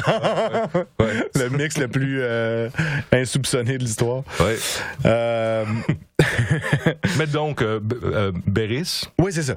Alors, je trouve un texte qui s'appelle J'aurai 100 ans, qui est un poème d'à peu près 12-15 lignes, qui est tout court, qui parle d'un couple de personnes âgées qui s'oublient mutuellement. Alzheimer ou le refrain, c'est même si tu oublies que tu t'oublies, même si tu oublies que tu m'oublies. Et le refrain de la chanson que c'est devenu, parce que le poème, il n'y avait pas de refrain, évidemment, mais c'était 2 vers du poème qui disait ça. Et je lui donne ça. Elle pogne sa guitare qu'elle avait amenée et elle trouve une mélodie, mais instantanément. Là, elle a comme juste pogné le texte, puis elle s'est mise à chanter « J'aurai 100 ans ». Là, comme j'ai perdu tous mes moyens. Je me disais, mais qu'est-ce que c'est que ce don de Dieu? Là? Et là, ça a donné qu'on partait à la campagne 3 jours ensemble. On avait comme planifié ça. Fait que là, je pogne mon clavier. Ça, c'est il y a 4 ans. Fait que je prenais mes cours de piano. Fait que j'étais en plein dedans. Fait que là, j'amène mon clavier à campagne. Je mets ça dans le char. Elle amène sa guitare. Puis là, on a composé la musique. Puis là, on a tripé pendant 3 jours. Moi, j'étais en pleine peine d'amour à ce moment-là. Mais vraiment dans le crunch de la peine d'amour. Là, genre que je pleurais là, tout le temps. Fait que là, le néant. Je me chicanais avec mon ex, là, tu sais, puis là, je pleurais, puis là, Amélie, elle me consolait, puis là, je la rappelais, on se chicanait. En tout cas, c'était vraiment l'enfer. C'est parfait pour écrire des chansons. C'est là qu'on crée des belles affaires, c'est pas un mythe. Fait que Amélie elle compose de la musique pour les 2 premiers couplets que j'avais créés à partir du poème. Puis elle me dit, mais là, il y a juste deux couplets là, avec le poème que tu m'as donné, il est trop court. Fait que va t'asseoir à la table de salle à manger, puis compose-moi 2 autres couplets, comme ça on a une tune complète. Fait que là, je fais OK. Fait que je m'assois à table, puis là, le début de la tune, c'est J'aurai 100 ans. Il y a 2 couplets. Puis là, je m'assois à table, puis là, j'ai tellement envie de parler de ce que je vis en ce moment. Fait que là, je commence le 3e couplet en disant « Mais j'ai 30 ans. Ah oui. Toi, un peu moins. Je connais mal les mots. Je comprends mal les mots que tu veux que je cerne. Comme un cowboy son troupeau, comme un homme son ego. » Fait que là, je compose ça, puis là, je suis pas sûr de ma shot. Puis là, j'écris ça, mais ça a pris 12 minutes. C'est sorti comme vomi ma peine. Et je m'en vais porter ça à Amélie en disant ça, c'est correct, ça, t'aimes ça? Moi, je m'attends tout le temps à ce que la personne me dise non, ça me parle pas. Sinon, bravo pour l'effort. Ouais, c'est ça. B+. Puis finalement, elle pogne ça. Puis Amé, c'est un cœur tellement grand, tellement sensible que elle est souvent touchée par ce que j'écris. C'est pour ça qu'on fait un beau duo aussi. Ouais, ben oui. C'est comme mon meilleur public, mais pas pour rire, pour pleurer. Right. Dès que j'écris quelque chose d'un peu touchant, ça va vraiment la rejoindre, puis elle se met à pleurer. Fait qu'elle pogne ça, puis là, elle a le moton, puis elle dit c'est magnifique, c'est parfait. Fait qu'on a composé le reste de la chanson ensemble. Nice. Et ça a donné un super succès. On est rendu à 1 500 000 écoutes sur Spotify. Puis ça a été la découverte de l'année en France, en Belgique, en Suisse, au Canada. Ouais, c'était capoté. Wow. Puis là, c'est pas tout. Cette chanson-là, ça faisait une couple de fois que Béris, avec sa gérante, il parlait à Louis-Jean Cormier. Oui. Puis qu'il disait, on aimerait ça collaborer avec toi, tout ça. Right. Finalement, Amélie, elle a l'idée d'envoyer ce texte-là, J'aurais 100 ans, à Louis-Jean. Mm-hmm. Et Louis-Jean, il dit, parfait, c'est ça qu'on chante ensemble. Fait qu'ils ont chanté ça en duo. Fait qu'Amélie, elle chante les 2 premiers couplets. Puis là, c'est Louis-Jean qui rentre au 3e couplet avec Mais j'ai 30 ans. Uh-huh. Puis là, écoute, moi, j'étais un fan de Louis-Jean depuis que j'ai 16 ans. Là. Je l'ai vu, j'étais son premier fan. Je pense que je l'ai vu à une émission de télé là, pour ado, là, avec Carquois quand il commençait. Right. Puis c'était comme un rêve. Là, il doit y avoir quelque chose de tellement surréaliste aussi d'écrire, puis que d'autres personnes avec beaucoup plus de talent. Ben, je veux pas dire que t'as pas de talent. Il y a plus de talent en chant que moi, en tout cas. Mais ça doit être surréaliste. Moi, j'ai écrit puis j'ai chanté des affaires, ou sinon je faisais ça en band, mais comme on se connaît tous, on est juste tout à la table, puis c'est DIY. Exact. Ça doit être tellement surréaliste que ça parte quelque part. Écoute, quand tes paroles sont prises en charge par 2 interprètes de cette trempe-là, t'es comme... ça donne une dimension hallucinante à tes mots. Je veux dire, ce texte-là, il est joli. Quand tu le lis, tu peux être comme c'est cute, mais quand tu l'entends chanter de même, t'es comme oh my God! C'est ça, exact. Ça donne toute une dimension. Comme Desjardins, ou quand tu lis ses textes, puis quand il chante, ça donne toute une dimension aussi. C'est sûr, hallucinante. C'est une autre atmosphère. Vraiment, c'est ça. Fait que, puis là, dernièrement, J'aurais 100 ans vient d'être chanté par Michel Rivard, Béris puis Michel Rivard. Fait qu'elle, elle chante ça, c'est un duo. Oui. Fait que c'est génial pour moi parce que j'ai la chance d'entendre ma tune chantée par Béris tout le temps et ses artistes invités. Elle a chanté avec Pilou, elle a chanté avec je me souviens plus qui, mais puis l'autre. Mais là, Michel Rivard, je suis comme my God, incroyable, là, fou raide, là, c'est une légende. Fait que je suis super content, très reconnaissant. Wow. Un autre sujet que je voulais aborder. Oui, donc. T'es allé en Arctique, man. Ouais. C'était comment? J'étais allé en Arctique. Ouais, j'étais allé dans le cercle polaire. Je suis pas allé sur la glace. Ben, c'est pas un continent, l'Arctique, là, c'est juste de la glace, mais je pense que oui, je suis allé en Arctique. Tu penses? Moi, je pense que oui. Je suis un peu veg, là, genre géographie. Je suis allé sur l'île de Baffin. OK. Je sais que j'étais dans le cercle polaire, là. Oui. Ça, c'est-tu l'Arctique? Je pense que oui, là. Je trouve que c'est... Ben, j'ai tombé sur ça. C'est pas genre la calotte glaciaire, au nord du Groenland puis de l'île de Baffin. OK. C'était au Canada, là, l'île de Baffin. OK. C'est ça. J'étais comme... C'était pas le territoire international, là. OK, oui, c'est ça. Ça restait que t'étais au Canada. Y a-tu un territoire international où genre l'Arctique est découpé entre la Russie, le Canada, la Suède, la Norvège? Je pense que c'est séparé. C'est séparé entre les pays. Puis là, il doit y avoir de la guerre il doit y avoir du positionnement dans ce coin-là parce qu'il y a beaucoup de ressources naturelles qui vont... C'est l'Antarctique qui appartient à l'humanité entière, right? Ou est-ce que c'est juste un territoire neutre où est-ce que les scientifiques vont? Je crois que oui. Ah, c'est ça, OK. En tout cas, corrigez-nous à la maison si vous le savez. Nous autres, on le sait pas. Fait que bref, oui, j'étais allé sur l'île de Baffin. Écoute, voyage inattendu, inespéré, incroyable. Incroyable voyage. Je t'explique. Alors. Parfait. Tu sais, je suis comme, est-ce que je fais l'annonceur? Non, même pas. Même pas besoin. Moi, I'll lay back. Je suis un moulin à parole. Ah non, mais man, merci. Ben écoute, ça fait plaisir. Cool. Je suis là pour ça. Fait que je me fais appeler par une amie qui s'appelle Syrah Chailly. Merci encore, Syrah. Qui est journaliste et qui me dit écoute, Max, ça faisait à peu près, je sais pas trop, 4 ans, 5 ans qu'on s'était pas parlé. Elle m'appelle, elle dit écoute, je suis en charge pour un projet assez capoté de trouver des artistes au Québec. Je dis ben c'est quoi le projet? C'est quoi l'affaire? Elle dit écoute, là, il y a un bateau qui va partir de Toronto, qui va longer le fleuve Saint-Laurent, qui va faire le tour du Canada au complet. OK. Puis qui va se rendre jusqu'à Vancouver en 150 jours. Puis c'est pour le 150e anniversaire du Canada. Wow! Moi, je suis souverainiste. D'accord. Fait que ça part mal. OK. Fait que là, je me dis, bon, OK, c'est ça. Une autre opération, séduction, fédéralistico, politico-fédéraliste. Fait que là, j'étais comme, je le fais-tu ou je le fais-tu pas? Mm-hmm.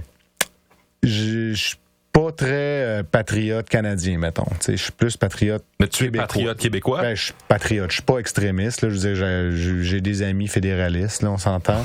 Quand j'étais ado, c'était une autre question. Là, okay, ça se chicanait plus fort. Uh-huh. Mais oui, je pense que le Québec a tout pour être un pays avec toutes ses ressources et sa culture qui lui est propre. Ça a même été reconnu par Stephen Harper. Écoute, si Stephen Harper, le Playmobil de droite, peut reconnaître qu'on est une nation, uh-huh. Je pense que... Hein, fait que... Bref, j'ai accepté. Puis je regrette pas du tout. J'ai accepté. Puis sur le bateau, en fait, l'expédition, là, c'est un brise-glace. Au pire, il va y avoir un séparatiste ben oui. qui va dire. Ben oui, puis j'étais pas tout seul, finalement. Okay. Ben oui, j'étais pas tout seul. Il y avait une couple de Québécois sur le bateau, puis en leur parlant, ben on était pas mal tous séparatistes. OK. Alors, c'est un brise-glace. Le brise-glace. C'est un brise-glace. C'est un brise-glace. C'est un brise-glace. Wow. C'est ça. Wow. Incroyable. C'est la première fois que j'embarquais là-dessus. Ouais. Alors, l'idée, c'est que, évidemment, j'ai pas fait les 150 jours, là. Je le préciser. J'ai fait une portion, c'était divisé en portions pour qu'on soit plusieurs à avoir la chance d'aller sur le bateau. Mm-hmm. Fait que je partais de Montréal en train. Je m'en allais à Ottawa. D'Ottawa, je prenais l'avion jusqu'à Iqaluit. OK. Et là, de Iqaluit, on dormait une nuit Non, on dormait tout de suite sur le bateau. On dormait sur le bateau, puis on partait le lendemain. OK. Fait qu'en arrivant à l'aéroport d'Iqaluit, on croisait la gang qui partait, eux autres, du bateau. Right. Puis là, nous autres, on était une nouvelle gang embarquée. Mm-hmm. Fait que on était, je pense, on était une cinquantaine, soixantaine sur le bateau. Fait qu'une trentaine d'invités, puis une trentaine de membres de l'équipage. D'opérateurs. Exact. Oui.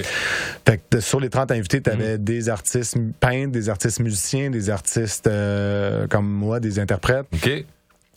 T'avais des scientifiques, en fait. Fait que la mission, c'était vraiment une mission scientifique aussi. Ils recueillaient des échantillons, ils faisaient de l'observation de toutes les espèces marines, animales, des oiseaux, tout ça. Right. Et il y avait 3 thèmes principaux à la mission. Là, ça fait déjà 2-3 ans, je me souviens plus très bien, mais je sais qu'il y avait la réconciliation avec les Premières Nations. OK. Puis justement, moi, en tant que séparatiste, je me disais, à un moment donné, on était 60 dans le hangar, tu sais, puis là, c'est le tour de parole, tu sais, tout le monde, on se présente, puis là, je dis, moi, je suis content d'être là, tu sais, merci de m'avoir invité, puis ça, puis je dis, by the way... sont où les Amérindiens? Je dis, I don't want to freak you guys out, but I'm a separatist. Puis là, tout le monde est comme, il y a un silence, tu sais, c'est comme super anglo, tu sais, t'as comme, il y a genre 25 anglophones de partout dans le Canada, puis 5 francophones, tu sais, sur ce trip-là. Fait que tu sais, le monde, c'est correct, tu sais, je le dis en riant, puis c'est comme si j'ai la peste, là, quand c'était souverainiste. Fait que là, je dis, c'est important de parler de réconciliation avec les Premières Nations, évidemment, mais s'il y a 2 peuples qui doivent se réconcilier aussi, c'est bien les descendants des Français et les descendants des Anglais. Tu sais, je veux dire, à un moment donné, c'est la conception, des fois, ce que j'entends de le Canada a été fondé par les Français et les Anglais, c'est complètement une aberration. Ça a été fondé par Champlain, ça a été fondé, je veux dire, tout l'est de l'Amérique du Nord était francophone, était français, jusqu'à la Louisiane. Par contre, là, c'était quoi? C'était l'arc Iroquois, Mohawk, je pense, quelque chose comme ça, qui allait comme mais qui était très peu peuplé, right? C'était très peu peuplé. Sauf que ça appartenait à, il me semble que c'était Napoléon, là, mais ça appartenait à la Nouvelle-France. Ça appartenait jusqu'à la Louisiane, à nous autres. Ouais. Et bref, ça a été vendu pour des peanuts. Tout ça pour dire que c'est les Français qui ont colonisé en premier. Je veux dire, j'ai incarné Samuel de Champlain, je le sais. C'est les frères Kirk qui sont venus voler la colonie. Je veux dire, ça a pris 30 ans à Champlain avant qu'il y ait 30 personnes dans sa colonie, 50 personnes. Je veux dire, c'était une affaire de fou. Il a fait 27 traversées de l'Atlantique. Ça prenait 2 mois chaque fois.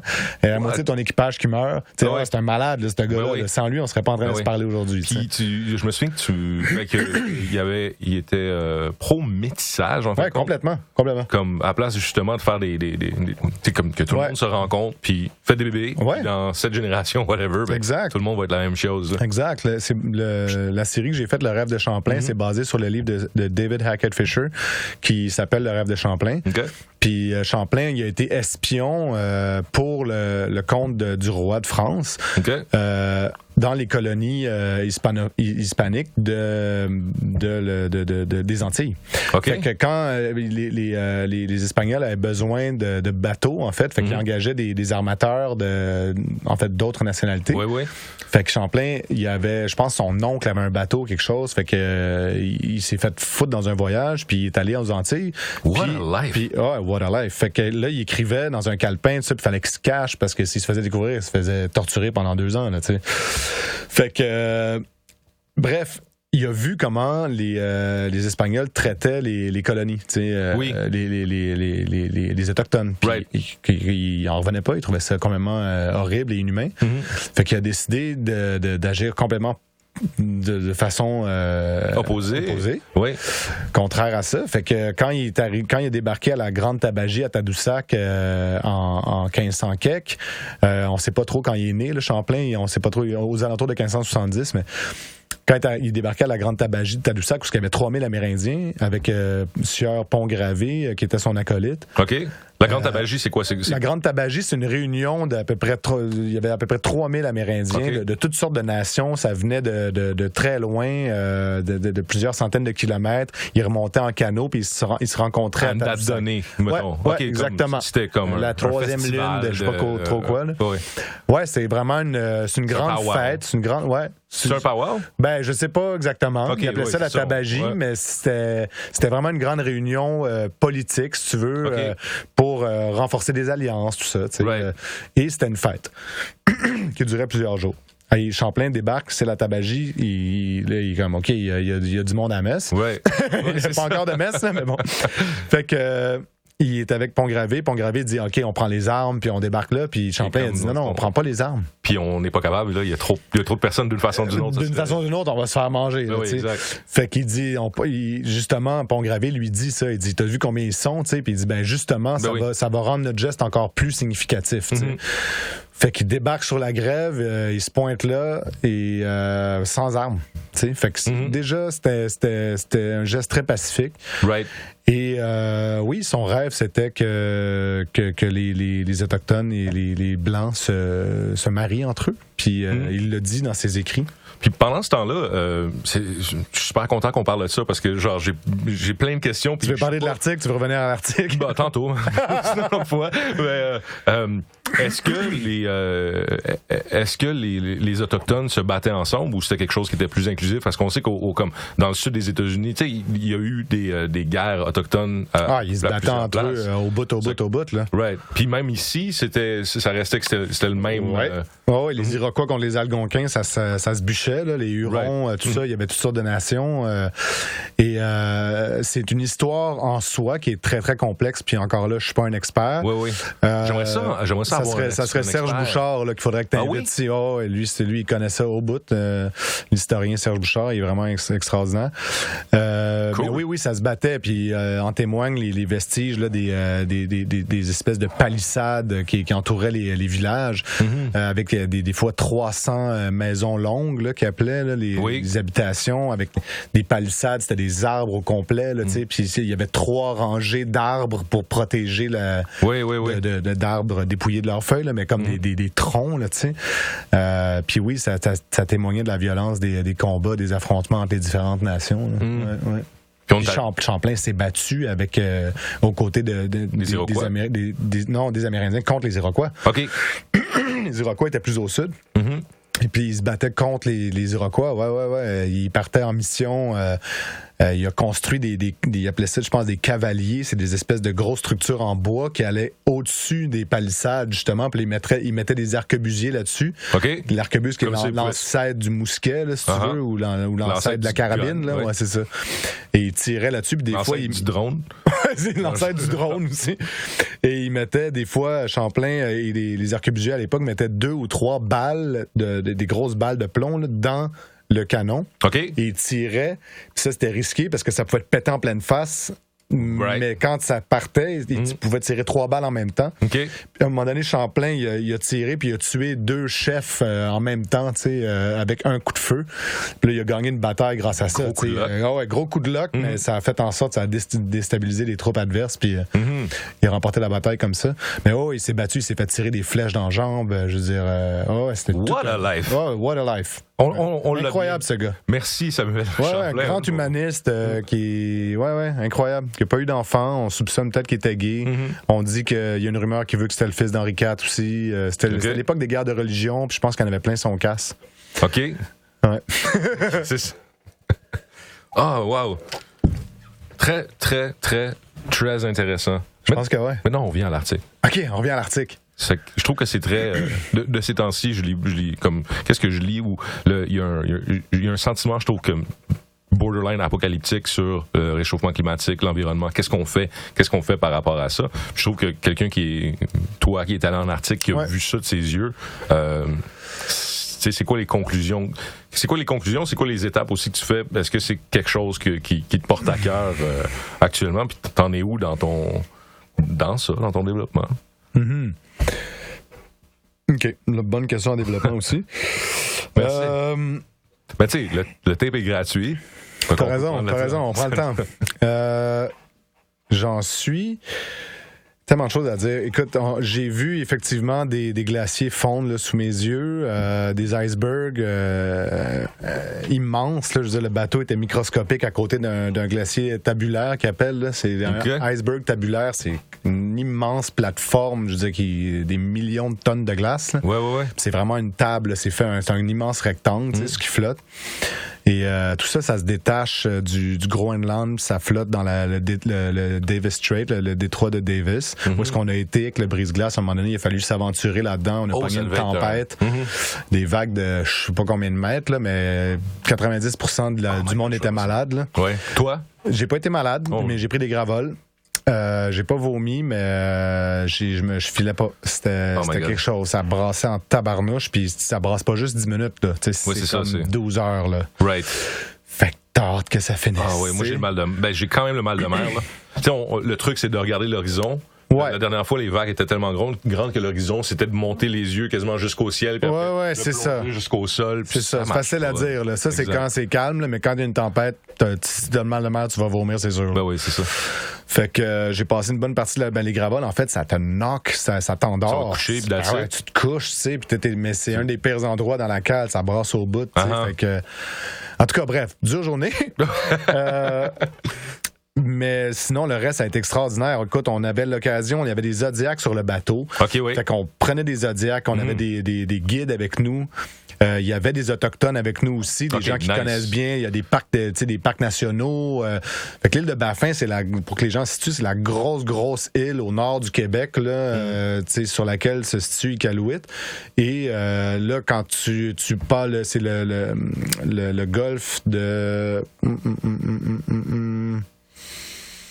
J'ai oublié le nom du golfe. En fait, il y a un fleuve, là. J'ai oublié le nom. Bref, à la maison, Google it. Et on a fait ça. On est parti une journée comme ça, puis on a monté sur l'île de Baffin comme ça. On a vu des colonies d'oiseaux. J'ai été le premier à apercevoir un ours polaire. Ah oui? Ouais, c'était capoté le matin, 5 heures du matin. Je me pointe en avant. C'est-tu mon... je pense que... Ouais, c'est parce que... Quand on est parti, il n'y avait pas d'iceberg encore. Puis quand plus on monte, bien évidemment, là, on commence à en voir. Exact. Et là, mon roommate, mon partenaire de chambre, Philippe Irish, qui s'appelle, lui, c'est un artiste visuel, il fait des aquarelles, il fait toutes sortes d'affaires comme artiste, c'est écœurant. Et il était toujours dehors en train de dessiner ce qu'il voyait, tu sais. Oui. Et le 5 heures du matin, le brise-glace... pète la première banquise avec son poids, tu sais. Oui. Puis là, on entend... Là, tu te fais réveiller par ça, tu dis « Oh my God! » Là, tu te dis « OK, on vient de péter une première... » Là, t'as le cœur qui débat. Ben oui. Je me lève, je mets mes combines, je mets mes pants. Une espèce de... Le bateau, en fait, le brise-glace, c'est pas qu'il pète la glace de plein de front. Il lève dessus. C'est ça, il glisse dessus. Uh-huh. Puis après ça, c'est le poids du bateau qui va fendre la banquise. T'sais.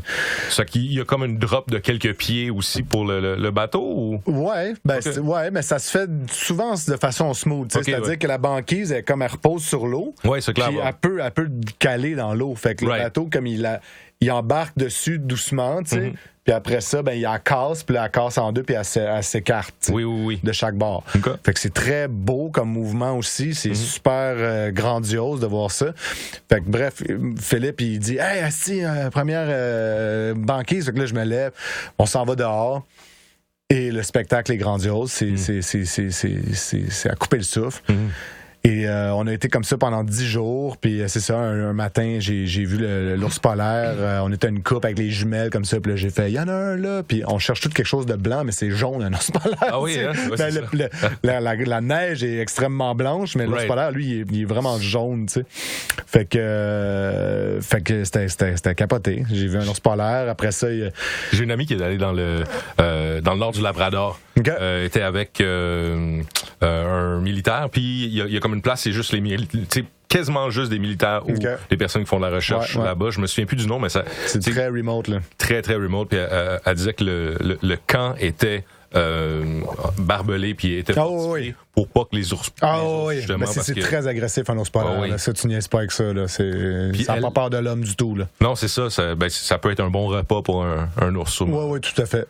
Elle, c'était la seule, tu sais, comme toutes les... C'était pas la seule, mais c'était parmi les seules que toutes les tentes étaient comme armées ou toutes les tentes c'était des tentes en plastique qui étaient super fortes, sauf elle avait comme une petite tente de tissu proche de la barricade, puis à chaque fois que la clôture sonnait, il y avait comme un son qui résonnait.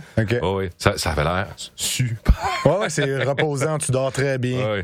T'es content quand tu retournes chez vous et tu mets du chauffage. Là. En même temps, c'est parmi justement les environnements les plus grandioses qu'elle a vu. Tout à fait. J'ai eu la chance d'aller en Islande une couple d'années, je pense l'année d'avant. Puis l'Islande, c'est super grandiose aussi, les paysages, c'est magnifique. Ils appellent ça le laboratoire de Dieu. Là, tu vois tout, là, des geysers, des icebergs, justement, des glaciers. Sauf que ça n'a rien à voir avec le Nunavut. Là, c'est hallucinant. L'île de Baffin, là, c'est fou comment c'est vaste.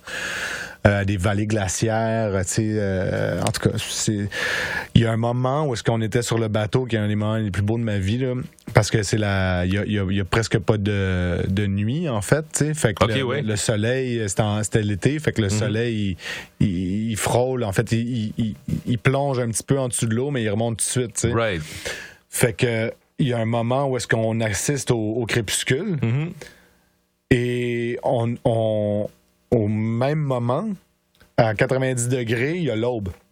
Wow! Fait que t'as les couleurs orangées, t'as les couleurs rouges, ça, d'un bord, puis de l'autre côté, t'as le violet, le vert, bleu, rose. Écoute, le monde pleurait, là, Puis derrière le bateau, puis là, t'as les icebergs à travers ça.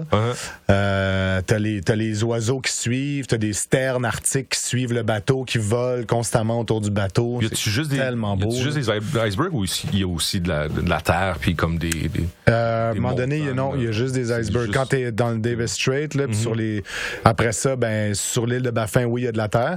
Fait que là, on prenait les Zodiacs, justement, puis on allait faire des expéditions, des treks. Fait que là, on accostait, on partait du bateau, on voguait un peu, on arrivait sur la terre.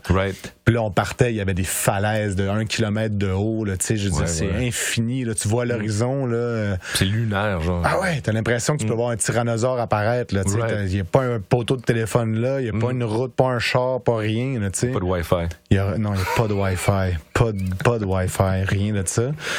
Et mais il y a un métro quand même. Oui, c'est cool. L'épicerie ou le métro? Un métro, tu sais, t'as Berry-UQAM, t'as la station Île de Baffin. Mais écoute, on a vu des colonies d'oiseaux, 10 000, 20 000 oiseaux sur des petits, justement, des petits bouts de terre, là, tu sais, dans l'eau. Oui. Mais magnifique. On a vu des glaciers. Fait que oui, pour en venir à ta question, quand je te disais réponse à développement, là, c'est ça. Oui. Les oiseaux, c'était-tu des fous de bassin? Des fous de Baffin? C'est ça. Let's go avec ma question. Fait que oui, les changements climatiques et tout ça. Oui. à un moment donné, on est en zodiac, puis là, on s'approche d'un iceberg, puis il y a de l'eau qui coule, tu sais, il est en train de fondre littéralement, puis on remplit nos gourdes à même l'iceberg, tu sais. Puis on boit l'eau de l'iceberg qui est en train de fondre, puis on est tous un peu émerveillés de boire l'eau d'un iceberg, puis en même temps tellement triste de savoir que ça fond. Je vais faire des bouteilles avec ça. Ouais, c'est ça, exact. Où est-ce que j'en suis par rapport au réchauffement climatique? Je trouve ça vraiment triste qu'il y ait encore des climato-sceptiques. Là. Je trouve ça. C'est fou, hein? Je trouve ça d'une grande tristesse. En même temps, c'est l'ignorance. Puis, tu sais, c'est difficile de pas se placer au-dessus quand on dit qu'il y a des gens qui sont ignorants, puis nous, on n'est donc pas ignorants. Tu crois que c'est de l'ignorance? Ouais. Moi, ben, il y a de l'ignorance, puis il y a de la mauvaise foi, évidemment. Là, mais. Non, mais j'ai plus l'impression que c'est du. Ça va attaquer quelque chose qui m'est cher, mettons. J'aime ça simple. Je crois que c'est plus. C'est pas l'ignorance, mais c'est comme reportons le problème. Je veux pas que ça soit comme dans mon quotidien d'avoir besoin de prendre des responsabilités. Mais ça c'est propre à l'humain. Je veux dire, moi j'ai un char à essence. Tu sais, j'aurais aimé ça un char électrique, mais bon c'est cher. Puis le prochain. Ouais. Je suis pas le seul dans cette situation-là. Je te vois en Cybertruck, toi. Ouais, hein? Ouais. Ça serait cool, hein? Ça prend les lunettes fumées qui vont avec, pardon. Fait que je suis pas ignorant. Je sais qu'il y a des changements climatiques. Je sais que ça va occasionner plein de problèmes à l'humanité. Il va y avoir plein de réfugiés climatiques, tout ça. Mais j'ai pas un comportement irréprochable. Je suis pas comme, tu sais, j'ai encore mon confort de ma maison. Je veux dire, je prends encore des douches à l'eau chaude, justement. Je suis pas comme. Mais c'est ça parce que moi, je trouve que on dirait qu'il n'y a pas de.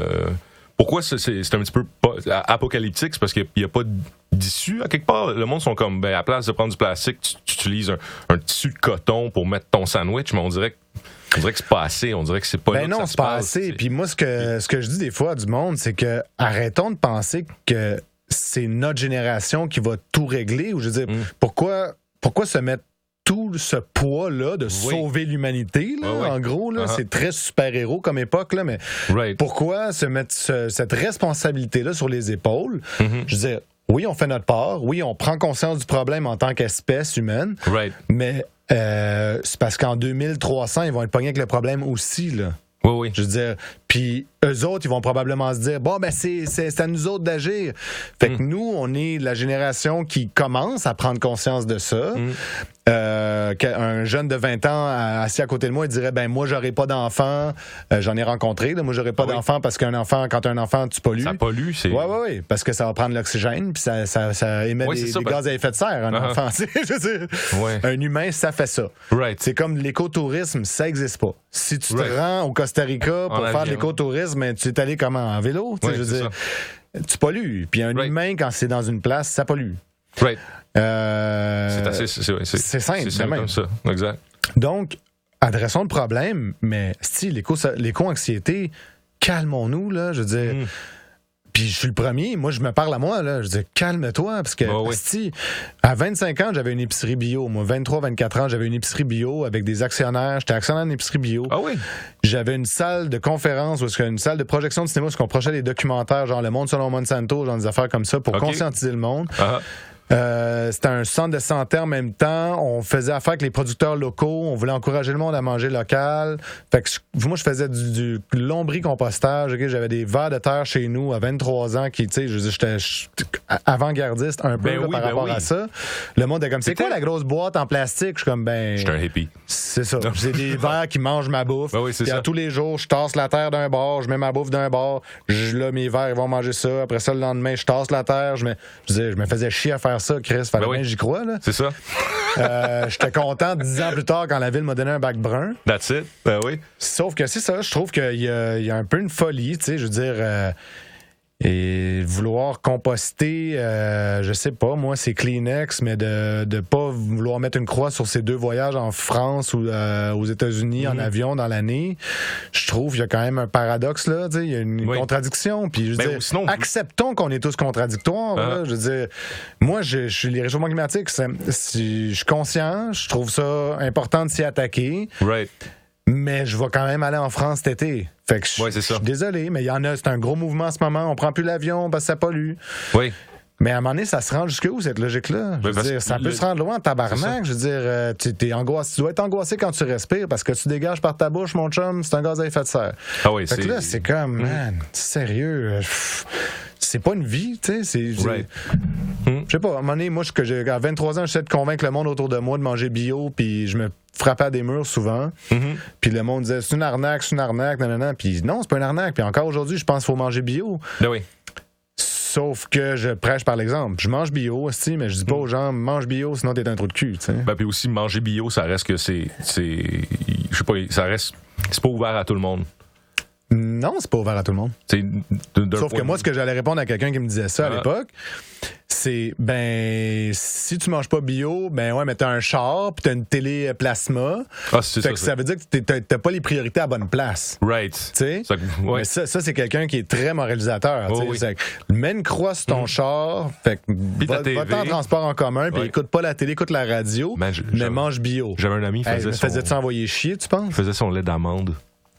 J'en connais. Qui font du lait d'amande? Ah ouais. Qui font leur pain, qui font leur lait. Le lait d'amande, là. Genre, tu prends les amandes, tu mets ça dans un torchon, puis là, tu squeezes pendant.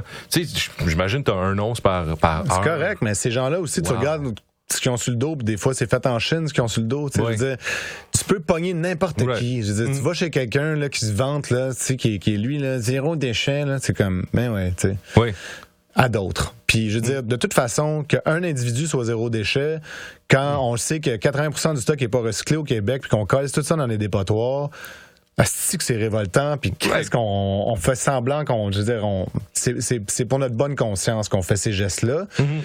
Moi, je suis plus pour l'action politique, c'est-à-dire écrire à François Legault, puis je le fais. On écrit, ma blonde puis moi, on écrit à nos politiciens, on dit là, ah oui? dit là, on a lu que vous alliez passer cette loi-là, ça n'a pas de bon sens, comment vous osez faire un truc comme ça? Je sais pas, faut trouver des moyens vraiment à grande échelle, parce que c'est pas genre, m'en calais-tu que Rodrigue dans Hochelaga, il fasse du vermicompostage à un moment donné? Oui, exact. Si, genre... 160 millions de tonnes sont. Ils pèsent pas dans la balance, je suis désolé. Oui, exact. Ils pèsent pas dans la balance. Je dis pas que c'est pas bien qu'ils le fassent. Non, c'est bien que tu le fasses. Fais-le. Mais sois conscient que tu pèses pas dans la balance. Right. Parce qu'on est 7 milliards sur la Terre, on mange 3 fois par jour. Si les 7 milliards ont fait venir notre bouffe de l'autre côté de la planète, puis qu'on achète du linge qui vient de l'autre côté de la planète, ça va comme pas. Ça va pas bien. Ah. C'est clair. Manger local, premièrement, si t'es 3 repas par jour, t'as des aliments qui viennent d'ici. En même temps, quelqu'un, mange plus de bananes, mange plus de fruits. Moi, c'est ça, mange plus de... Si ta banane vient d'où? C'est ça, mange pas de... Une mangue, c'est tellement bon. C'est ça. Mais tu sais, honnêtement, j'en mange 2 mangues dans mon hiver, je pense. Moi, j'en mange pas. Au lieu d'en acheter toutes les semaines. Fait que les bananes, j'en achète. Ma fille aime ça, des bananes. Je veux dire, c'est comme, OK, je vais me faire juger. Je vais me faire écrire, il va y avoir des commentaires. T'es un trou de cul, t'achètes des bananes. J'achète des bananes. Moi, je suis plus sur les réseaux sociaux, by the way. Oui. Fait que j'ai pas la crainte d'avoir des commentaires sur ce que je dis en ce moment. C'est formidable! C'est formidable! Je suis libre, c'ti. C'est pour ça que t'as décidé de fuck les réseaux sociaux? Ouais. Oui? Oui, parce que des amis avec qui, quand on va prendre une bière, on discute, puis c'est super cool, puis sur les réseaux sociaux, on se pogne. C'est comme, pourquoi? Parce que on est toujours enclin à penser que l'autre nous a dit ça sur un ton agressif. Right. Puis ça, on est fait de même, l'humain, tu sais. C'est comme aussi qu'on est en couple puis qu'on dit t'as-tu pensé à acheter du lait? Ben oui, j'ai acheté du lait, tu sais. Mais je t'ai juste demandé si t'avais acheté du lait, tu sais. C'est que on a tout le temps une propension à se sentir attaqué. Fait qu'on est susceptibles, les humains, on est des êtres de même, tu sais. On est des grands, des primates hiérarchisés, sociaux, susceptibles. Oui. Moi, je trouve que qu'est-ce qui est tricky dans les réseaux sociaux, c'est qu'est-ce que je montre pas aussi, juste cet exercice-là des personnes qui vont poster juste des belles choses. C'est quand même naturel que tu veux comme poster des belles choses, mais j'aimerais ça que ça soit plus justement organique ou whatever, que ça soit juste qu'est-ce qui se passe. Puis ça se peut pas parce que en même temps, pourquoi? Je veux dire, moi j'étais là-dessus, j'avais 7000 fans sur ma page officielle, puis à un moment donné, je me suis dit, si je me sens comme un curé qui rentre dans son église à chaque matin, puis là qu'il y a ses fidèles, puis il faut qu'ils disent quelque chose d'intéressant ou d'inspirant ou de pourquoi je me mets cette responsabilité-là, ces épaules? Pourquoi faut que je les divertisse? Pourquoi faut que je les entretienne? Pourquoi je suis pas une source d'information, moi, tu sais, puis j'ai essayé de l'être. Quand au début des réseaux sociaux, j'étais sur Facebook en 2007, je me disais, asti, ça va changer le monde, ça va être extraordinaire, c'est un outil social incroyable. Moi, j'étais subversif, je voulais changer le monde, je voulais la crise étudiante en 2012, j'étais tout le temps sur les réseaux sociaux en train d'argumenter, en train de partager des articles.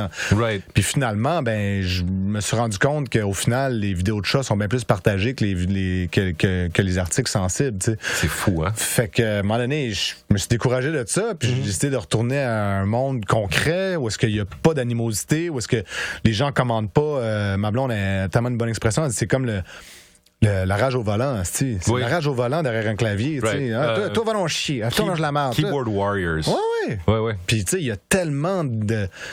Un moment donné, mon père, il me dit, tu sais, les vrais bâtisseurs du Québec puis les vrais bâtisseurs du monde, là, sont pas en train de tweeter, là. Ils sont en train de travailler, calice.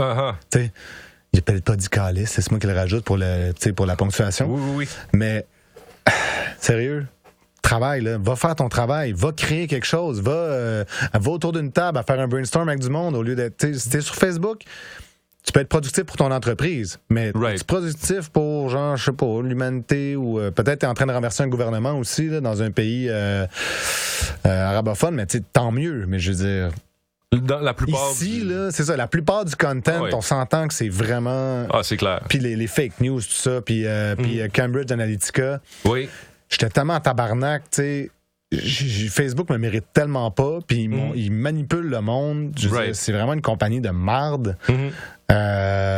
Ils utilisent les informations du monde pour manipuler le monde politiquement. Là. Je veux dire, c'est grave. C'est super grave. Ben, c'était pas... En tout cas, par rapport à Facebook, je pense pas que c'était à Facebook, mais ils ont vendu l'information à une tierce partie qui était Motherfuck. Non, mais c'est tout dans le même, le même bassin. Ils sont pas innocents, tu sais. Je veux dire, toutes les fake news qu'ils laissent aller, c'est parce que les clickbait, là, c'est bien plus, ça va être bien plus partagé si c'est un article qui dit n'importe quoi. Toutes les photos partagées n'importe comment, les autres, il y aurait moyen de faire des Google search sur les images partagées, puis de mettre des flags sur les trucs, genre vérifier l'information, tu sais. Quand tu reçois un email, là, puis il n'y a pas eu d'analyse antivirus, ça dit attention. Fait que s'il n'y en a pas de moyen pour éliminer cette crap-là, qui est en train de polariser le monde, je veux dire, les algorithmes, parlons-en, là, je suis en feu, là, à la maison, attention, là, je suis fâché. Et vous écoutez probablement ça sur un réseau social. Ouais, c'est ça. Sur YouTube, probablement, ou en podcast. Whatever, qui appartient tout à la même personne, mais les algorithmes, là, c'est tellement pernicieux. Je veux dire, en 2008, 9, 10, je checkais une conférence des gars de Google qui allait vendre Brennan, je pense, là, qui allait vanter son truc. Et là, il se fait poser une question par un journaliste qui est dans la salle, puis il dit, mais les algorithmes, là, c'est un peu pernicieux, votre truc, là. Je veux dire, le fait que, moi, je suis souverainiste, je l'ai dit tantôt, si je m'en vais faire une recherche Québec politique sur Google, les 20 premiers articles, ça va être des articles plus à tendance souverainiste. Oui, c'est ça. Et un fédéraliste sur son ordinateur, ça va être plus fédéraliste, ce qu'il recherche, parce que l'algorithme comprend qu'est-ce que tu veux voir, tu sais. Là, je simplifie la patente, c'est pas exactement le même ça se passe, mais sur Facebook... c'est pas mal proche. C'est pas mal ça. C'est ça. Là, sur Facebook... Sur la musique... T'as 2000 amis sur Facebook, puis là, t'en as 20 avec qui tu communiques plus souvent par Messenger. Ben là, ton fil d'actualité... c'est connecté à Messenger, fait que ça va être ces 20 personnes-là dont tu vas voir le fil d'actualité. Les 1990 autres, ou les 1980 autres, tu verras rien de leur fil d'actualité, tu sais. Fait que moi, à un moment donné, je disais, c'est vrai, j'ai lui comme ami, mais il fallait que j'aille fouiller dans mes amis, parce que c'était tout le temps les mêmes estis. Puis, c'est parce que c'est des gens avec qui j'échangeais plus, donc c'est des gens qui ont plus souvent la même vision du monde, la même que moi. Ils ont la même vision du monde que moi. Ah oui, c'est sûr. Donc, qu'est-ce que ça fait? Tu penses ça à la longue, après 10 ans, après 15 ans que tu es là-dessus, puis tu fais juste échanger avec du monde qui pense comme toi. Ça polarise la société. Définitivement. Puis les anciens gens la société, ou même comme, si tu prends de la musique, je veux dire, on va pogner YouTube, par exemple, Facebook, la même chose, mais là, tu fais comme, j'aime... je sais pas, la musique classique, je parlais de ça quelques temps, puis Puis après, ben, il va juste distribuer de la musique classique qui a l'air de ça. Puis là, tu dis, j'aimerais peut-être ça, du métal ou quelque chose d'autre. Sortir, mais non, c'est que c'est comme, même d'un point de vue... il va le faire. Si t'écoutes du métal 10 jours, ça va être du métal puis du classique. Oui, mais après, là, mais c'est pas comme s'il t'amenait quelque chose left field. Il n'y a pas de left field. Il n'y a pas quelque chose de comme, hey, ça pourrait t'intéresser de lire complètement quelque chose ailleurs. Exactement. Puis... C'est juste que t'aimes. Fait que le meilleur conseil que je peux donner à l'humanité, c'est read a book. Read a book? Read a fucking book. Moi c'est play outside.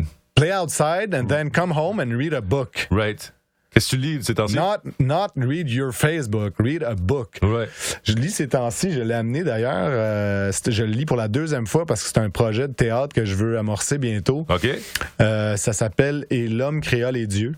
Okay. De Pascal Boyer. C'est un essai de 350-400 pages sur d'où vient la religion.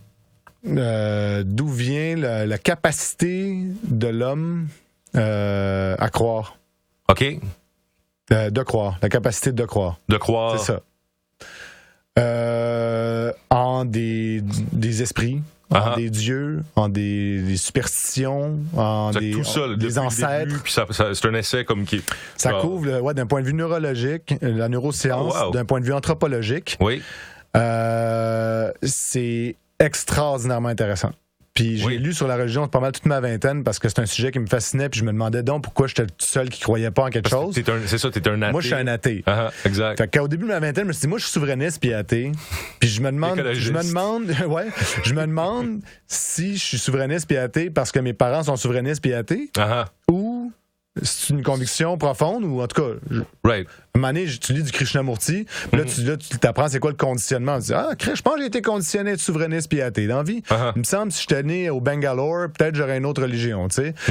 Et c'est la raison pour laquelle je suis athée. C'est parce que tu comprends qu'à un moment donné, la religion, c'est juste où c'est que t'es né puis qui c'est qui t'a élevé. Oui, c'est ça. Pour ça que, comme dit Christopher Hitchens ou Richard Dawkins, un enfant juif, ça n'existe pas. Right. Un enfant musulman, ça n'existe pas. C'est un enfant. Je veux dire, tu décides de ta religion plus tard. C'est pour ça que j'ai tellement aimé Life of Pi. L'histoire de Pi, c'est tellement intéressant. Justement, ce concept du jeune qui va... Je l'ai pas lu, ce... Non, je l'ai commencé. J'ai commencé, puis j'ai fait... c'est pas là. Puis je me souviens plus où dans ma bibliothèque. Mais en tout cas, c'est une super belle histoire, mais... ce qui est beau de ce livre-là, c'est que le jeune, à un moment donné, il se dit, moi, je vais aller voir un rabbin, je vais aller voir un imam, je vais aller voir un prêtre, puis je vais leur demander de me parler de leur religion, parce que je sais pas laquelle choisir. Fair. Parce qu'il se dit, puis ça a l'air qu'ils font choisir une, tu sais. Ben oui, c'est ça. Fait que c'est tellement mignon. Puis c'est une phrase de Hubert Reeves qui m'a tellement marqué, qui dit, les questions sont universelles et les réponses sont culturelles. Je veux dire, moi, à partir de ce moment-là, ben... Toi, tu crois en tel Dieu, good for you. Toi, tu crois en tel Dieu, good for you. Je suis super content pour toi. Puis, à la limite, j'ai envie de croire que tu vas avoir une vie après ta mort. Moi, dans ma tête, il n'y en a pas. Mes atomes vont retourner pour créer des arbres, puis des tigres, puis des amibes. Qui est une poésie en soi. C'est magnifiquement beau. C'est plus beau que n'importe quelle religion. C'est plus beau que d'aller avec des vierges au paradis ou que d'aller retrouver mon grand-père qui joue de l'harmonica. Je veux dire, moi, mes atomes vont servir à créer d'autres bébés, puis d'autres bébés animaux, puis capoté, là. Right. Moi, je suis quand même... Je me pose des questions par rapport à la religion ou la croyance, plutôt. Des fois, j'ai des cycles que je le suis plus. Puis je sais pas pourquoi neurologiquement là, mais on dirait qu'on fait partie de cycle, puis il y a du feu, tu sais. Je trouve qu'il y a comme un certain feu à l'intérieur que tu peux nourrir, puis il y a plus de serendipity, donc t'arrives dans un état qui est plus de flow, puis on dirait que je sais pas si c'est juste comme la perception, mais que les choses prennent plus, les associations que tu fais ont plus de sens. Puis de regarder comme la vie se développer, puis de voir pourquoi une vie vaut la peine d'être vécue. Je crois que en étant comme tu sais, je crois au Tao, genre tout se recycle, tout part. Ma conscience, par contre, qu'est-ce qu'il y a dans mon qu'est-ce qui me fait comprendre que je suis là? Je sais pas, j'ai un feeling, puis c'est peut-être juste quelque chose qui est vraiment individuel. Qu'est-ce qui te fait comprendre que t'es là? Selon moi, c'est tes neurones. Oui. C'est-à-dire que si t'enlèves le cerveau à quelqu'un, là, il a beau être aussi croyant, aussi fervent, puis croire en Dieu, en maudit, là, tu enlèves son cerveau, il croira plus beaucoup. Oui. Il sera plus conscient de rien. Là. Pour le reste, c'est un très bon point. C'est un très bon point. Il y a juste... On dit la foi, c'est comme le cœur, c'est comme les émotions, c'est tout ça, mais non, tout part du cerveau. Là. Tout est transactions chimiques dans le cerveau. Puis dans le corps, comme tu as besoin d'avoir les deux pour que ça fonctionne. Oui, tout à fait. Mais c'est ça, je sais pas si la beauté de la... On met des choses sur piédestal des fois, comme la conscience, comme le... Ouais. Puis cette conscience-là, est-ce qu'elle est seulement neuronale? On dirait que des fois... Puis peut-être qu'elle l'est, tu sais. Je veux pas me... Ben, je pense qu'elle l'est, parce que tu reçois un esti de gros coup sur la tête, t'as des neurones amochés, tu parles de même. C'est clair. Fait que, pour moi, la conscience va de là. Plus tu te fais enlever du cerveau, plus tu perds ta conscience. Si tu te fais enlever tout ton cerveau, t'as plus de conscience. Je veux dire, non, mais ça a l'air vraiment niaiseux. Oh, oui. Et très réductionniste, là, mais j'y crois. Je crois à ça. Ah. Je crois vraiment que qu'il n'y a rien d'autre que ça. Mais c'est déjà énorme. Tu sais, je veux dire, le cerveau, c'est l'ordinateur le plus puissant du monde. Là. Je veux dire, même nos ordinateurs les plus puissants, ils accotent pas ça. Là, fait que c'est hallucinant, un cerveau. Mais c'est juste que pour nous, quand on en voit un, on dit, ben, c'est quoi cette affaire-là? C'est un organe gluant, on comprend pas comment ça marche. Là, mais mettons le hasard. Ou le non-hasard, tu sais, comme il y a des phrases, le hasard n'existe pas, whatever. Comme, tu sais, des fois, on dirait qu'il y a des séquences de choses qui se passent. Qui parle de synchronicité. Oui, synchronicité ou pas de prédestination à tout ce qui est. Tu sais, est-ce que tu considères qu'il y a comme une prédestination relativement large ou relativement comme vague que les choses vont te rendre à un certain point, ou c'est comme totalement genre le chaos total que rien n'est placé par rapport à ta vie, tu sais? Genre, est-ce qu'on a un destin? Oui, mais un destin très large. C'est pas comme là, j'étais censé être ici, à cette place-là, pendant cette journée-là. Mais est-ce qu'il y a des je pense lignes que oui, destinées, je pense qu'on est prédéterminé par plusieurs choses. Que ça soit justement ta naissance, t'es-tu né en santé ou t'es né malade? Oui. C'était qui tes parents? C'était qui les parents de tes parents? Puis ça, la science nous l'amène aussi avec l'hérédité. Je veux dire, les maladies héréditaires. Fait que ça fait partie de toi. Oui. Après ça, ta personnalité, ton tempérament. Right. Tu peux-tu choisir le lendemain matin si t'es dépressif d'être comme, mais non, moi j'ai toujours été un bon vivant, puis j'aime la musique qui gigue, puis tu sais. Non, tu peux. Fait que oui, t'es prédéterminé de plein de façons par ton environnement socio-culturel, par ton environnement socio-économique. Le prédéterminé est comme sur le passé, mettons. Moi, est-ce que tu considères qu'il y a une prédétermination? Ça influe ton futur aussi. Si tu nais avec une malformation cardiaque, c'est sûr que ton futur, tu meurs à 4 ans. Oui. Fait que pour moi, tout ce qui est le passé, c'est un peu l'histoire d'un peuple aussi. C'est la même chose pour un être humain. Tout ton passé, ça prédestine un peu où c'est que tu t'en vas. Le fait que les Canadiens français ne se soient pas assumés à 2 reprises, ben ça a fait qu'on est encore dirigé par un autre peuple. Pour le futur. Jusqu'à temps qu'il y ait peut-être des... Ben, on va voir. Moi, puis tu sais, whatever. Tu penses que la séparation va se passer? Non. C'est plus aussi important pour moi. J'aurais aimé ça. Tu sais que la souveraineté, en gros, là, c'est se gouverner soi-même, c'est d'avoir déterminer ses propres traités internationaux, ses lois. Je veux dire, c'est juste cool, là. C'est juste nice. Je veux dire, en 1945, il y avait genre 50 pays. Puis après, en 80, il y avait genre 90 pays. Puis là, on est rendu 200 pays. Fait que les gens sont comme, non, mais c'est l'ère de la mondialisation. Là, il faut tout être comme unis puis citoyens du monde. Ouais, mais ça n'a aucun rapport avec ça. Je veux dire, au contraire, c'est très communauté. Plus on est petit, plus il risque d'avoir bonne entente. Je veux dire, check l'Afrique, ils ont fait des pays en Afrique, mais ils ont découpé tout croche. Ils ont mis 4 tribus qui saillissaient à la face dans un territoire. Les Anglais, les Portugais, les Belges, les Néerlandais, ils ont tout découpé ça comme la merde. Fait que ça se déchire, ça s'entre-déchire comme des fous. Les colonisateurs ont foutu le bordel, bien comme il faut, tu sais. Mais je veux dire, ouais, t'as un petit pays de 200 000 habitants. Check l'Islande, ils sont 350 000, 300 000. Ils ont mis les banquiers en prison, puis ils sont écœurants. Malade, Bravo. Solide. Le Québec, c'est 3 fois grand comme la France. On a un système hydrographique hallucinant, 3% de l'eau douce mondiale. On a un peuple hyper créatif. Je veux dire, la crise de 2008, on l'a même pas ressenti tellement que notre économie est forte.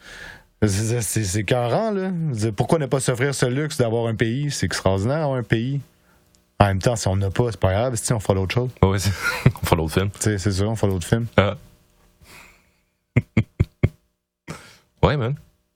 Hey, rendu là. Y a-t-il une pause pipi? Oui, je pense que c'est une pause pipi ou on va arrêter ça. On arrête ça? Puis on repart après pause pipi. Ah ouais, cool, génial. Alright, cool. Pause.